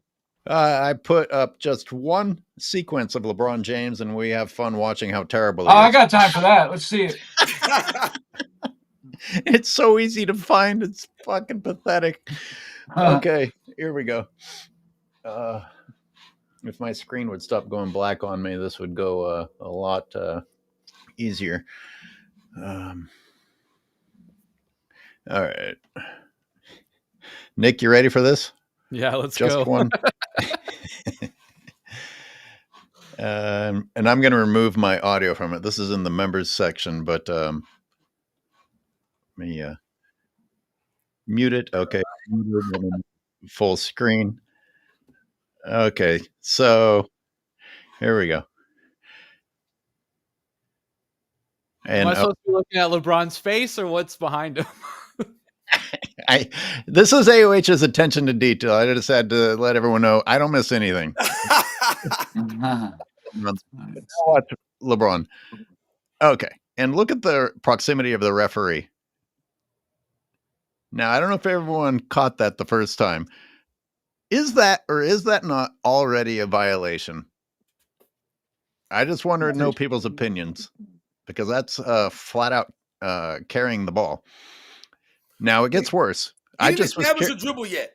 Yeah, if he's going to catch it, that's fine. Even though he's walking? Well, technically, this could be considered like a delayed pickups, like when you go, and you take a step and then you pick the ball up afterwards. Now that's a travel. That's a travel, I feel like. 1, 2, 3. And then the camera angle changes. Technically, his left foot should be his pivot foot on this, and he picked it up, so it's travel. Yeah. How is it? How is this even a debate? It's 3 fucking steps before he puts the ball down. Like Nick said, hey, if he establish a dribble, but he doesn't dribble until 3 steps and a palming later. I mean, but anyways, let's be honest, man. We all know that LeBron James has travels that are 10 times worse than this, and he does them frequently in these games. Oh, I understand. That's why I call it just one play. I have so many of these, but it's one sequence. So let's watch the entire thing. All right. Because LeBron, that's his established foot. So the ball needs to be down before he picks up that other foot. Yeah. Yeah. So that's what you were right there. The ball needs to go down before he picks up that foot that's on the ground now. I mean, that looked like LeBron James walking back on defense, not dribbling the basketball. Okay, now we come to LeBron pretending that, well, I don't know what that is, but that's where they want me to Photoshop the person. But here comes LeBron playing for the cameras. Hey, I could flip plays when I was 8 years old. Nobody's listening to him. And in the members section video, I'm like, I wish that we could see the full court because the rest of his team's just like, what is this fucking guy doing now? Look at the drama on his face. He said no one's listening to him. Is every possession down the court worthy of this shit right here? He's just miming. He's being a mime. So this is, I want to say real quick. Yeah, go ahead. That right there, like one of my biggest pet peeves is like how every sport, or at least every like kind of popular sport, like everything is so over the top emotional, right? After every football play, it can be the most simple play, a 2-yard run, a guy gets a tackle. Someone has to get up and make a thing of it. And so like spectacle, yeah, kind of whole thing, yeah, just this whole act of like, oh my God, this is do or die. It's like, dude, it's first quarter or second quarter or whatever. You're down by 4, like.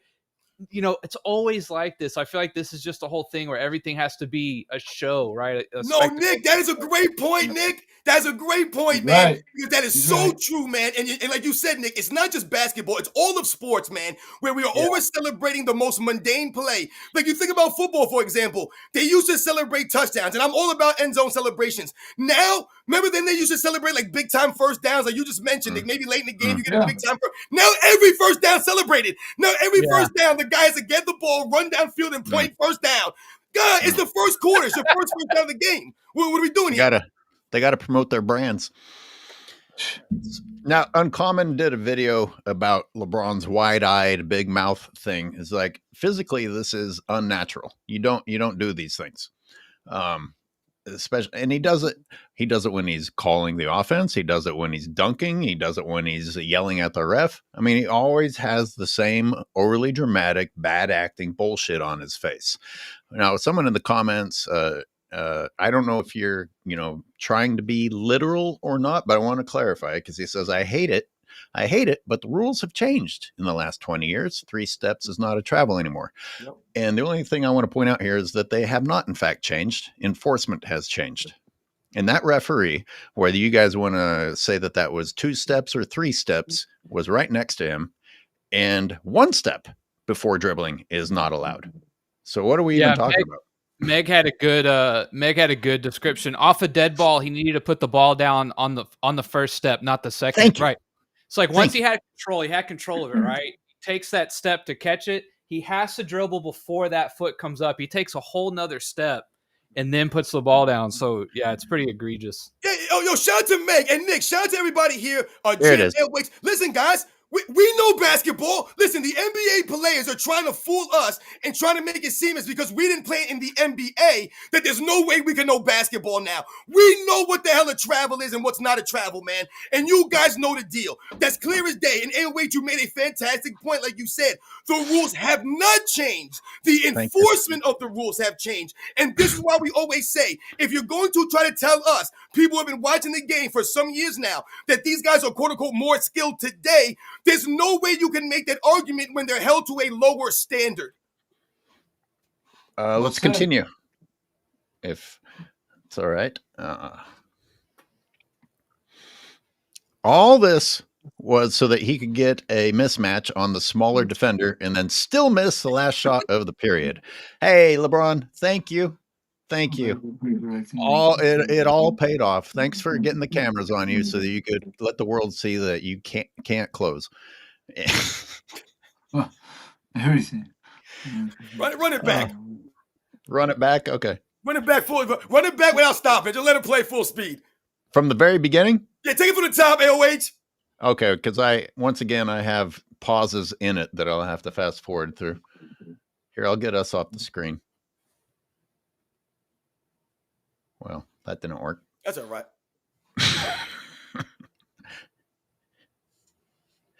Yeah, dude, guys, So how many? Just this. See his right foot? He's already about to travel, and that's why I pointed out the fact that he's palming it. He's got to dribble before he takes that first step, does he not? Yep. And the fact that he's palming at this point shows you that it's not even physically possible that that ball is going to hit the floor before that foot does. And then he takes 2 more in front of the ref. Can't have the chats on the screen while we're doing this. Insane. He's doing that limp hand shit more and more, almost as often as he's blowing on him. Goodness gracious. There's probably people already in the corner, and he's essentially just saying, "Stay in the corner." That's a big deal. Nobody knows. Nobody knows who he's talking to. And by the way, he's got 3 of these faces. How many dramatic incidents is he looking at to require 3 overly dramatic faces? This is all for the cameras, ladies and gentlemen, only for him to not even fucking come through with the last play of the period. I mean, remember JJ Redick, he was celebrating LeBron James and how he talks on defense. Remember, we were laughing about that. And he was like, oh, yeah, LeBron James be pointing everybody where to go and talking. So once again, it's do as I say, not as I do for LeBron James. Yeah, there's 2. There's number 2. Were we able to hear what he was saying? Do we have any idea? No. Stand there. We should get a rip leader in here. There's number 3. Sorry. Woo! LeBron James is saving somebody's life. Like they're about to get taken from behind. I mean, oh my God. You know where we didn't pause long enough.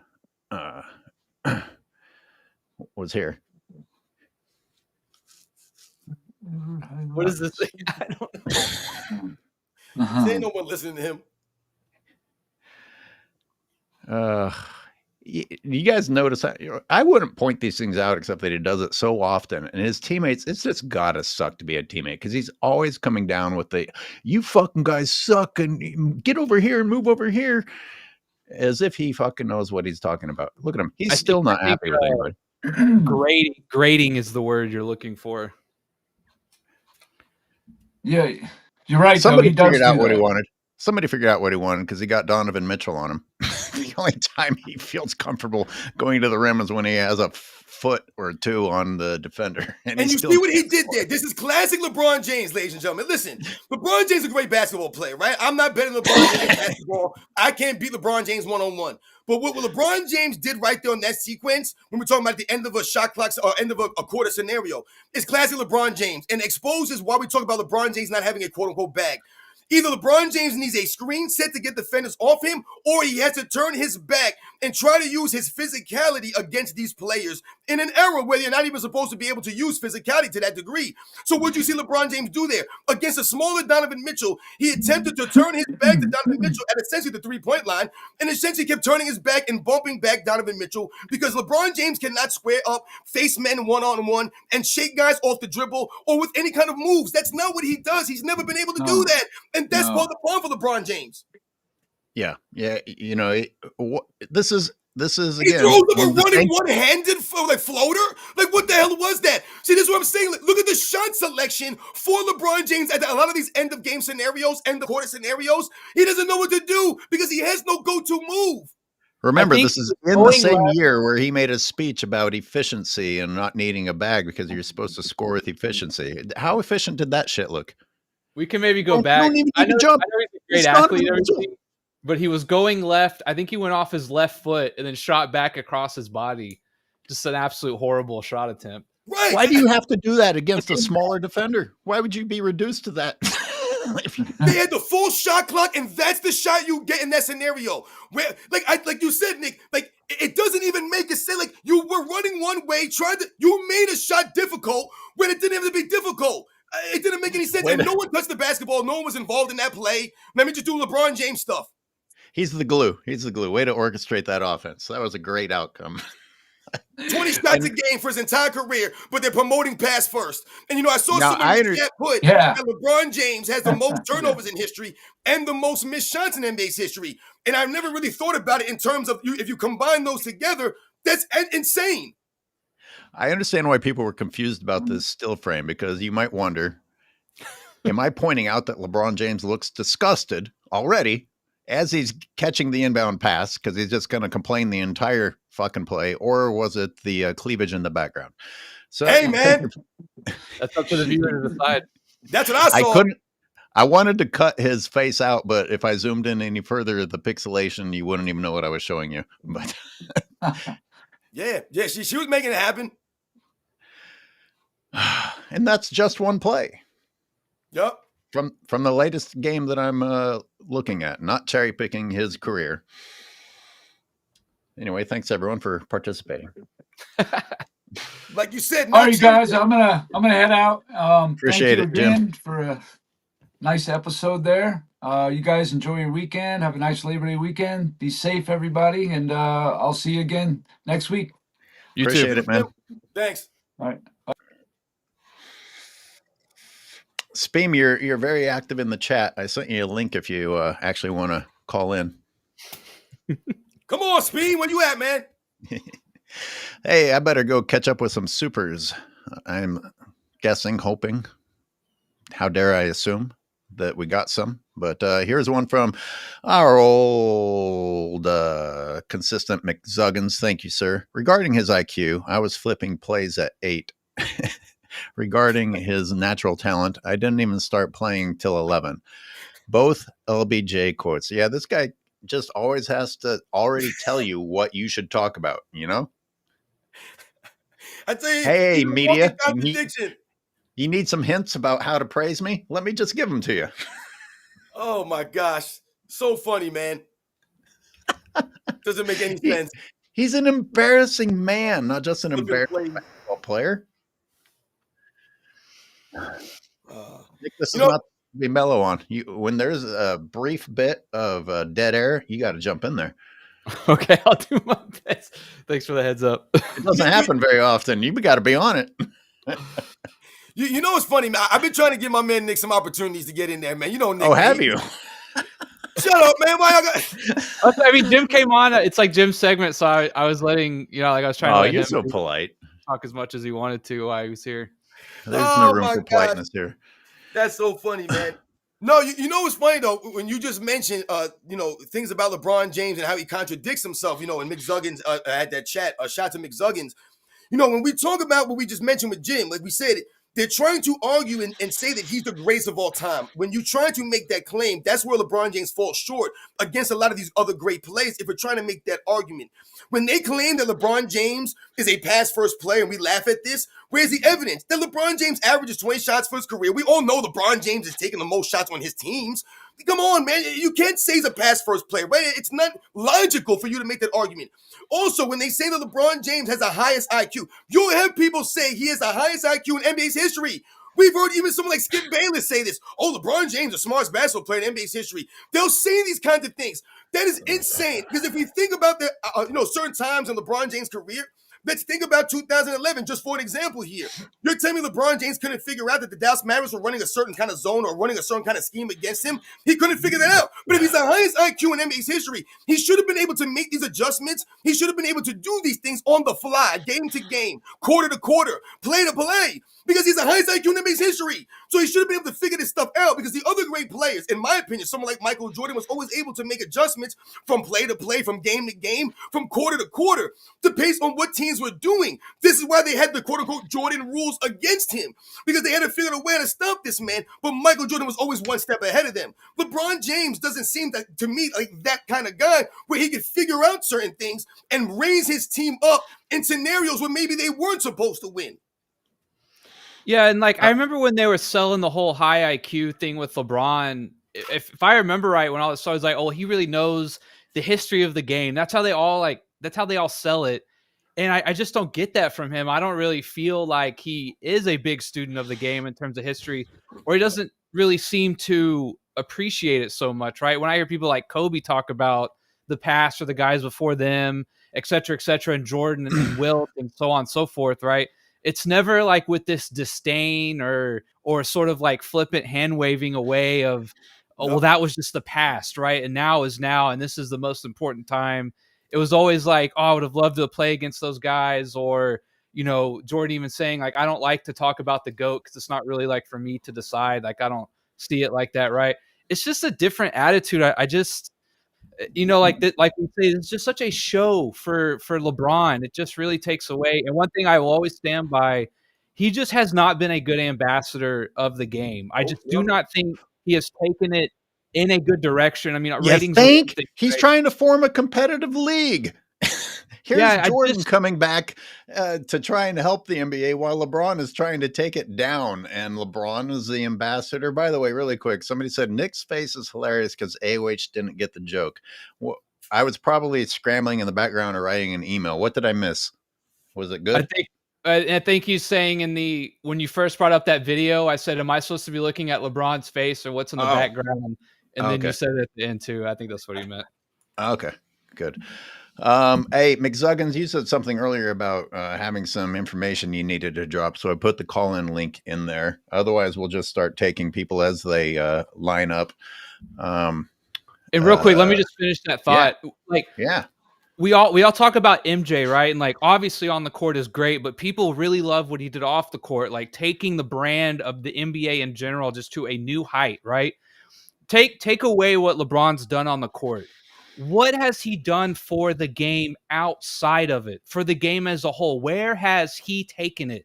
Where is he leaving his stamp on a legacy of being, I call it being an ambassador of the game? What has he really always done? ask this, Nothing. Nick. I always ask this, and I say, can someone just say, please provide a specific?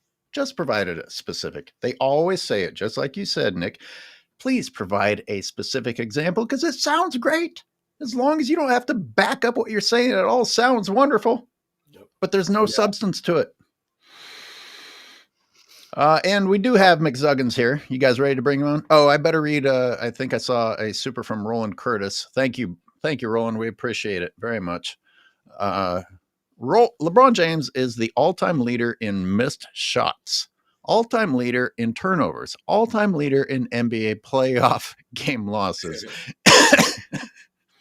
And LeBron James is also the all-time leader in NBA Finals games losses. This is just one of those things that we were talking about earlier. How can any of this shit be true while you're still trying to talk about him in the GOAT conversation? And this is just some of it. It's not just that he lost. He has epically failure performances in these things. How many of these playoff runs can I go in and be like, Jesus Christ, if you had replaced him with anyone else at his salary level or even 10 million lower, would you have gotten further? Anyway, McZuggins, here you go. Hello, sir. What's going on, guys? Yo, Hello. what's up, man? That was early in the show. I think you were ready to spit some fire early on. What's the topic? Yes, sir. It's going back to one of the earlier topics there about the rights deals, the viewership being down, and blaming the eras for it. That there's a new narrative forming around this that I'm already seeing in the last maybe week or two since the deal was finalized and everybody had time to make videos about it. You guys have probably seen a lot of it already. It's hundreds of thousands of views. I think one channel had like 1 million views on it already. And what are we I talking just want to help you all get ahead of it. It's this idea that so now that NBC and Amazon are now also in the rights pool and showing games, look how crazy complicated it is to watch all the games. Look how, all that stuff. And that's fine. And it's true. There's a lot more friction now, right? You need more different subscriptions to watch them all. But poor people. But this is I have more options. Here's the thing. I have more options to watch the game. Real quick, my caveat says you can still compare like mainstream games or games that are on like regular TV and cable. Those are still pretty accessible to people, and they're still getting crushed. Right. You fucking know how hard it was for me to watch a game. But here's the thing. Here's the crazy part. This is the gymnastics that is beginning, and that's already getting hundreds of thousands, in a couple cases, millions of views. And it's only been like a week. Ready for this? No, I'm not. No, you're not. This is going to be so depressing. But this is the next fight. This is the next chapter. You ready for this? So don't tell me about how the modern era is garbage. Don't tell me that the game is the problem. Don't tell me that any of these complaints or how the 90s were so much better are the problem. We can't watch the games. Look how complicated it is. That's why viewership is down so much, because there's so many platforms you have to subscribe to. That's the latest narrative. That is now gaining so much steam in the last like 2 weeks. And I regret having you on, man. You're fucking up my day. I'm sorry, but my head just explodes. First of all, that deal was signed just a few weeks ago. Yeah, that exactly. can't be why you lost 83% of your viewership over the last 23 years. Why do we? I mean, I think LeBron fans need you to elaborate. Sure, I would be happy. How does last week and the last 23 years not explain each other? I would be perfectly happy to. From 2002 until 2025, which hasn't actually started yet, but over the last 23 years, there has been a virtual monopoly of NBA. You needed to have ESPN and you needed to have TNT, or later Warner, right? Here's the beauty of that, though. If you have a TV subscription to ESPN, TNT is included. That's the only thing that you needed for 23 years to watch the games. Yeah. You can argue the regional sports network stuff, right? The blackouts and all that kind of thing. And that's a huge pain in the ass, and League Pass has all that, right? NFL has a similar problem, not with the regional thing, because all their stuff is nationally broadcast, but you still need to have that. But remember, every time this has come up over the last, 6 months, right? Every time this has come up, the argument is TV ratings don't count. TV ratings, of course the TV ratings are garbage because you're not taking into account streaming. Oh, so everybody was watching on streaming? Is that what it was? Everybody was watching on streaming, but streaming is why nobody's watching now? So that argument lost, and now it's going completely backwards. Or they've said, all that same shit, except that I always respond. Yeah, I've responded in here a million times, but the NFL doesn't have this problem. But the NFL is up. How can that be the same thing? Well, the cord cutters. Here's my favorite thing about this. If you have access to the NFL games, it's baked in. You therefore have all the access needed for the NBA games too. You can't have one or the other. If you have the NFL, then those same channels are the ones that show the NBA. So NFL fans who have been growing have access to the NBA and are not watching. Despite all the cord cutting, they're keeping the NFL, but they're not watching the NBA. People who don't watch the who don't watch the NFL, but want to watch the NBA have only had to subscribe to one, maybe one and a half, like two things if you're a super fan, for 23 years, and you've lost 83%. So, and here's my favorite part, what you were talking about before, like, oh, but what about the poor people and stuff? The cost of the subscriptions you need in 2025 is almost the same as the cost of what you needed for the last 23 years. And it's about the same as the NFL has been for that exact amount of time.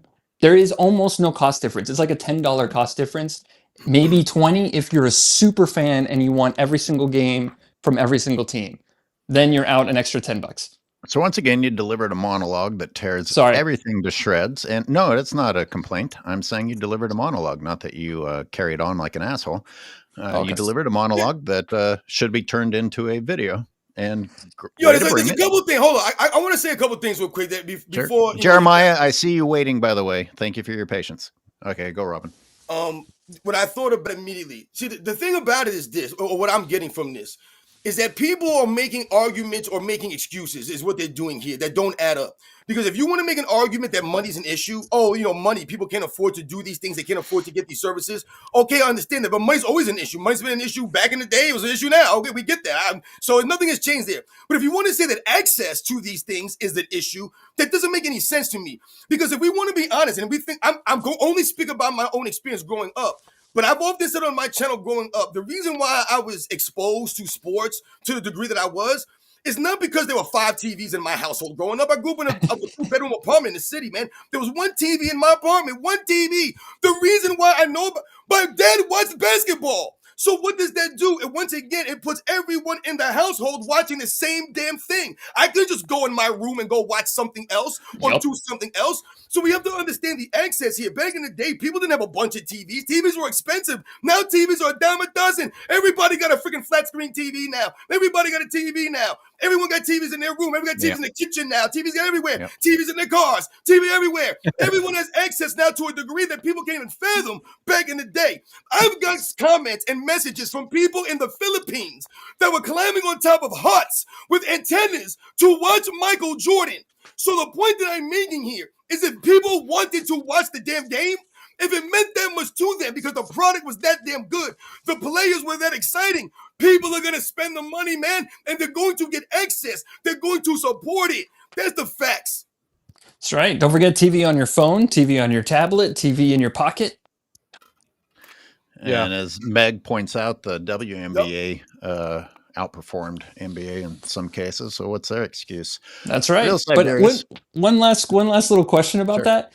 Yeah. When's name me the last monopoly, right? That has complete control of everything, complete control of the product that lost 83% of its customers to no competition.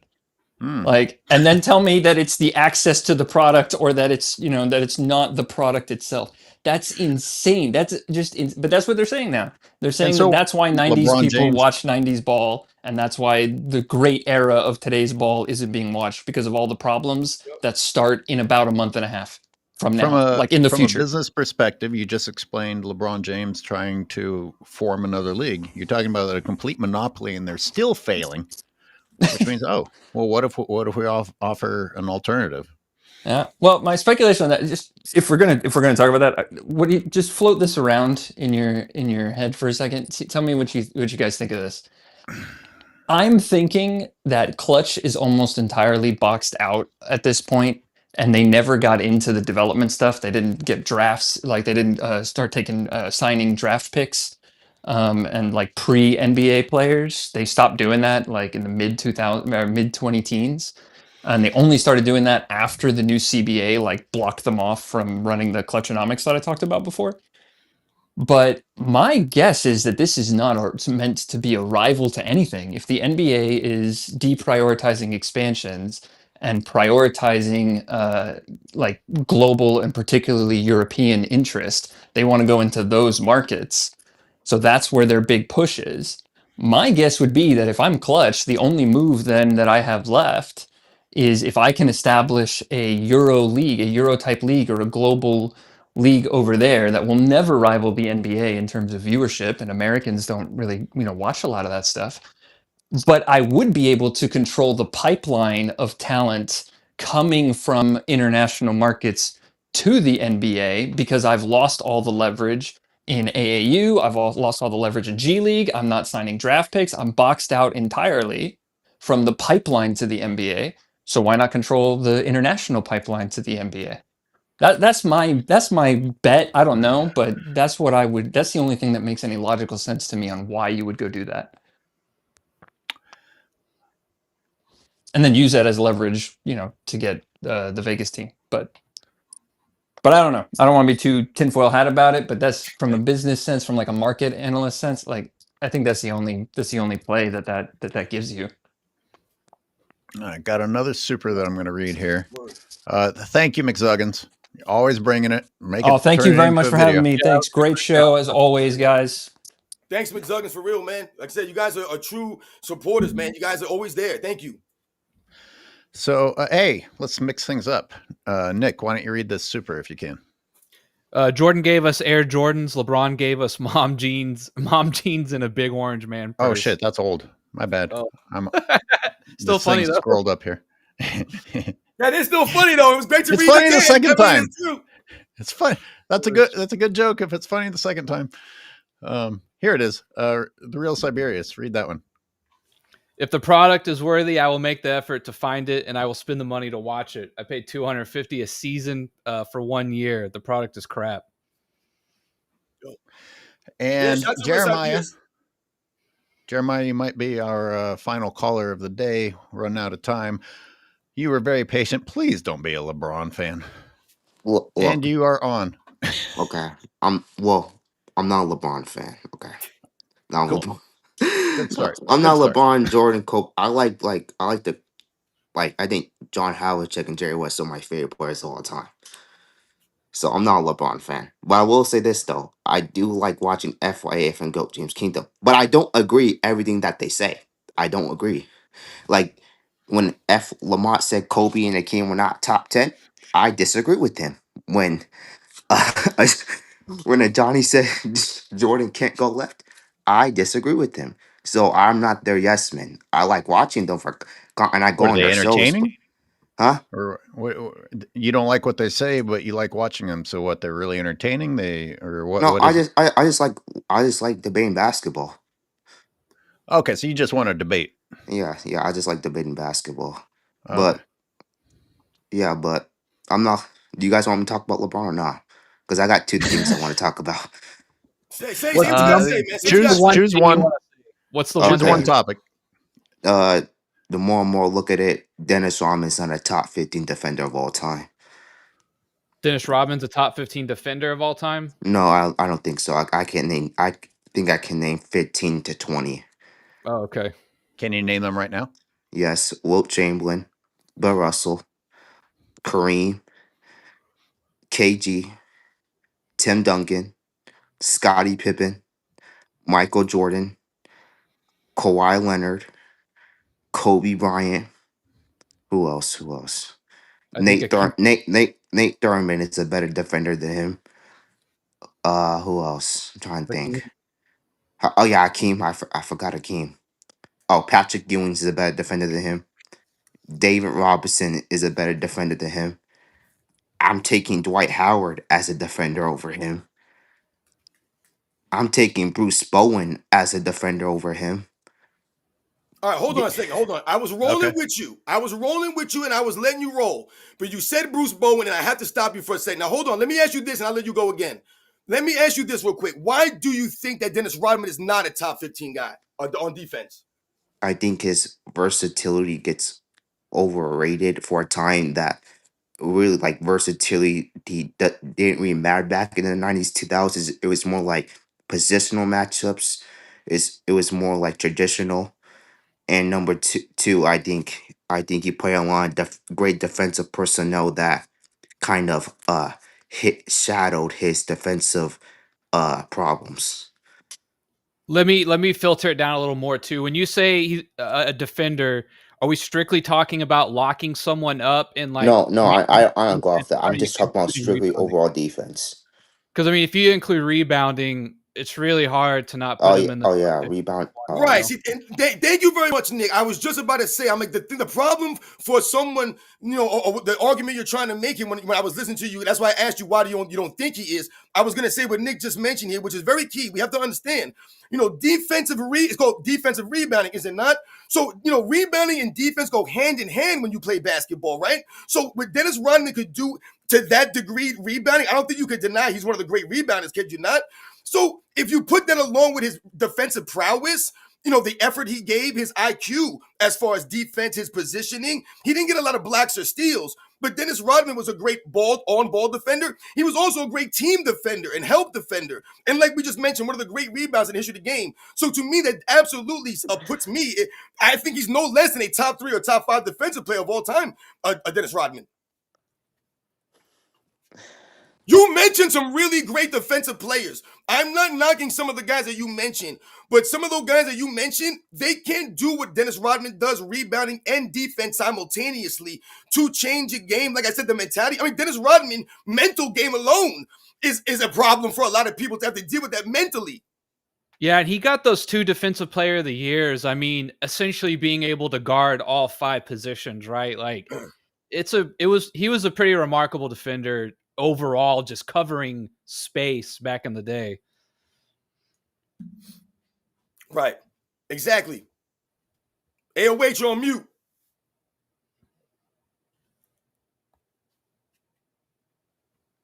How's that? Go ahead. Gotcha. My entire system just disconnects on me. I was in the dark. Yeah.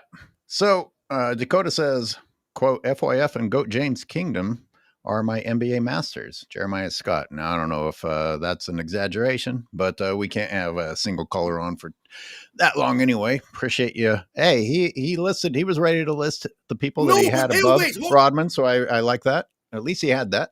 No, but wait, I think it's very important, man. Look what Nick just did right there. And you heard his response. When Nick mentioned the rebounding, his immediate response was, oh, that's right, rebounding. He did not think about this. So what Nick did there essentially was educate the young man and let him know, listen, you have to understand that rebounding goes with defense. Sometimes people, they just think about defense. And like what Nick was saying, are you just thinking about on-ball locking up defense? But there's different aspects of defense. It's not just on-ball defense. It's not just stats, your blocks, your steals. It's not just that. It's a bunch of other things. Help defense, team defense, your defensive IQ, your defensive instincts, the effort you give on defense. All of these things encompass you being a great defensive player. Dennis Rodman had all of those qualities, and he was an elite rebounder. It was so funny is I just looked it up. I didn't really know this. The 2 years he got Defensive Player of the Year, he averaged 5.6 and 8.1 rebounds. So, like, he hadn't really even hit his peak in terms of the rebounder he would become. So, like, he was truly out there just dogging people all over the floor. The Pistons weren't winning championships before Dennis Rodman. And I'm not saying that he's the reason why they won, but they didn't win before him, guys. So once again, let's understand the dynamic between Dennis Rodman and Joe Dumars. What they could do on the perimeter and what they could do, Dennis Rodman, down low. This is why they were a great defensive team. You had 2 elite defenders, and they also had guys that played great team defense. Sorry, he averaged 10 and 12. I looked at the wrong rebounding stat. I got to correct myself before I look like an idiot. But still, he averaged 10 one year and 12 and a half another year. It still applies. He ended up averaging like 18, 17, 16 rebounds a game later on. So still had not hit his peak. I guess it still applies. What the hell is Dirk Mania talking about? I guess it was I don't know. Trying You got the to headphones in. He's saying that Jokic is the best defender because he rebounds. Are we really no. comparing Jokic? He's making fun of saying that because of you shouldn't base defensive prowess on rebounding. I think he's agreeing with you. It's like Jokic has a shitload of rebounds, but people question his defense. No, but we're So saying just that because someone Dennis Rodman's rebounds, rebounding goes to his defense. You know what I'm saying? That's what we're Okay. saying. right? While I tune this guy out, Ticket TV is never for the foolishness, and we'll get someone off his channel ASAP. Well, I'm sorry to disappoint you, Fancy all. I thought Man, Fancy is a true supporter. Yo, Fancy, we just educate that kid, though. See, we didn't scream at him. I know people always say I'm yelling at people, but we didn't curse at the kid. We didn't laugh. At least he or had his no. names. He had his names off the top of his head, and I got to We give him that. educated At him, least though. he didn't. At least he wasn't just talking off of absolutely nothing. At least he had some names ready to go. He mentioned some really great defensive players, a bunch of guys that we respect. I told you I had to stop him at Bruce Bowen. You got a little crazy when I heard Bruce Bowen. Like, no one's arguing Bruce Bowen as a greater defensive player than Dennis Rodman. And let's make another thing clear here. My man who came through, let's make another thing clear here for him.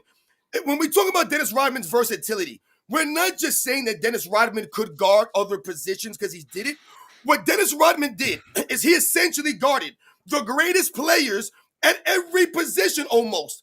He guarded Michael Jordan, right? He guarded Larry Bird. He guarded Magic Johnson. He guarded Karl Malone. He guarded Shaquille O'Neal. See, these are all-time great players at these positions, not okay guys or just some run-of-the-mill dudes. He showed that he could guard these guys at the highest of levels when it mattered most. Now that Nick is back, we need Dart and Speem back. Well, Speem's been invited. When he can fit us into his schedule, he can. Dart is in YouTube hell, the cellar, obscurity. Nick, are you talking to Dart offline? Yeah, we still talk. Cool. How's everything going there? I went over. I actually did a. Unfortunately, like the recording got messed up, but we did a wrestling debate. I took Stone Cold. He took Hulk Hogan. We did that, I think, like last week or something. Oh, nice.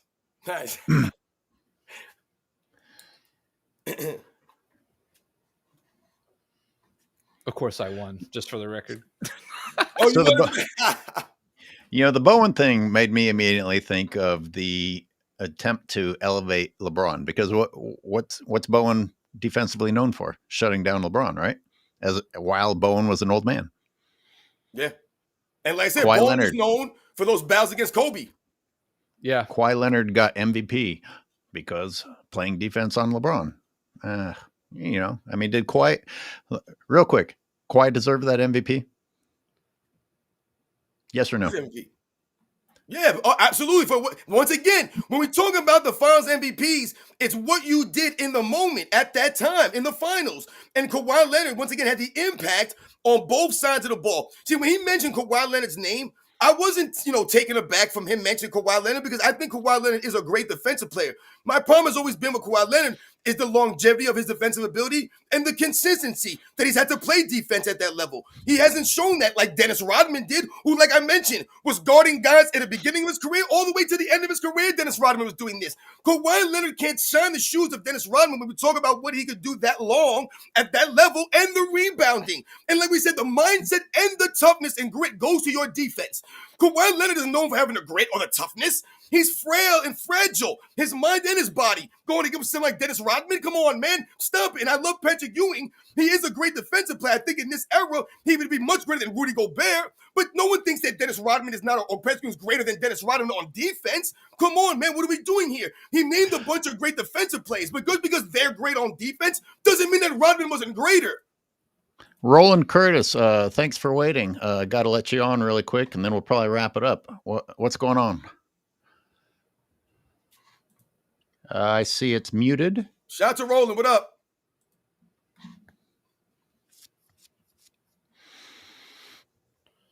Can you hear us? Roland, unmute yourself. Can you unmute? I'm trying to unmute him. Can you unmute him? Can you hear me? Can you hear me? There you are. Okay, thank you for taking my call. Really quick, I just wanted to say, so the caller before me, this is why FYF irrelevant channel. It's a channel for babies. He came on your show and said that FYF said that Jordan couldn't go left and that he disagreed. And I'm like, why are you guys debating on something so obvious? Like that's like him if he came on here and said that fire is cold and he disagreed with that. Like if you have eyes, you could clearly see Michael Jordan goes left very easily. I mean, the shot on Elo, he drove left. I mean, a lot of his best layups and moves he went left. But they're over there debating something so obvious. That's why FIF is a joke, and a lot of times you can see that there's rarely anybody engaged in their live chats, and it's just a waste of a channel. But anyway, I wanted to really quick elaborate on my super chat earlier about John Stockton because you guys were talking about how John Stockton is very humble, and I was saying that it was a great thing for Kendrick Lamar to name drop John Stockton to a generation of people who don't even know who John Stockton is. And I was happy that John Stockton, he heard about it. He said that his wife and kids had to tell him about it because obviously this was the biggest song actually. Apple said that it was the most streamed song of last year, 2024. So. Wow. And yes, and then Kendrick performed at the Super Bowl, and he didn't perform the entire song, but the portion that he performed was the part where he dropped John Stockton's name, and John Stockton even commented on that, and it was like great to see a humble guy like John Stockton who's often forgotten. It's easy for a rap, and this is the biggest rap star of 2024, Kendrick Lamar. We had the biggest song, probably the biggest hip hop song in the last 5 or 10 years, and it's easy. It would have been easy for him, and the song was kind of a portion of the song was pro-black, but it goes to show you that skin color and race doesn't matter when game recognized game. Like Kendrick Lamar knows who John Stockton is, and he could have easily name dropped. It's easy to name drop Michael Jordan or LeBron James or Kobe Bryant. When he said I pass on the body, so he was talking about passing. He could easily name drop Magic Johnson, but he went and dropped an unathletic white guy whose game was predicated on high IQ, talent, skill, and experience. And it was wonderful for John Stockton to get his flowers in this way, because rarely in hip hop does someone recognize someone like a John Stockton, And so I just wanted to elaborate on my super chat, but thank you for taking my call. I appreciate it, guys. Good show. Yo, thank you, Roland. Thanks for calling, man. Thanks, man. Thanks for keeping it nice and tight and short, too. Yeah, that was great because what he's alluding to right there, Roland, he's talking about the respect that John Stockton has earned in NBA's history. So, like he said, someone like Kendrick Lamar, I don't know how old Kendrick Lamar is, but I don't think that he was watching John Stockton back in the 80s and stuff like that. You know what I'm saying? So a lot of these young people, they go and do their homework and they know that John Stockton is respected, guys. We mentioned a lot of these attributes of a lot of these great players, man. It's not just the stats for these guys or the accolades that they did or didn't win. It's how they carried themselves, how they went out there and approached the game. I told guys a lot of times that John Stockton got into a car accident going to a basketball game one day and still went to the game and played in the game. He didn't go home. He didn't sit it out. He didn't, hey, man, I'm a load man. I just got into a car accident. He went and played the game. He didn't have to do that. He's John Stockton, but he still showed up. This is what we talk about with some of these guys. I just told the story earlier about John Stockton in Barcelona. The woman didn't even know who he was, even though she was wearing him on her shirt. Didn't even know who he was, though. So we talk about John Stockton and respect, right? And we talk about what respect means. There's a show called The Game of Thrones, right? It's a real popular show from some years ago. A lot of people will probably remember Game of Thrones.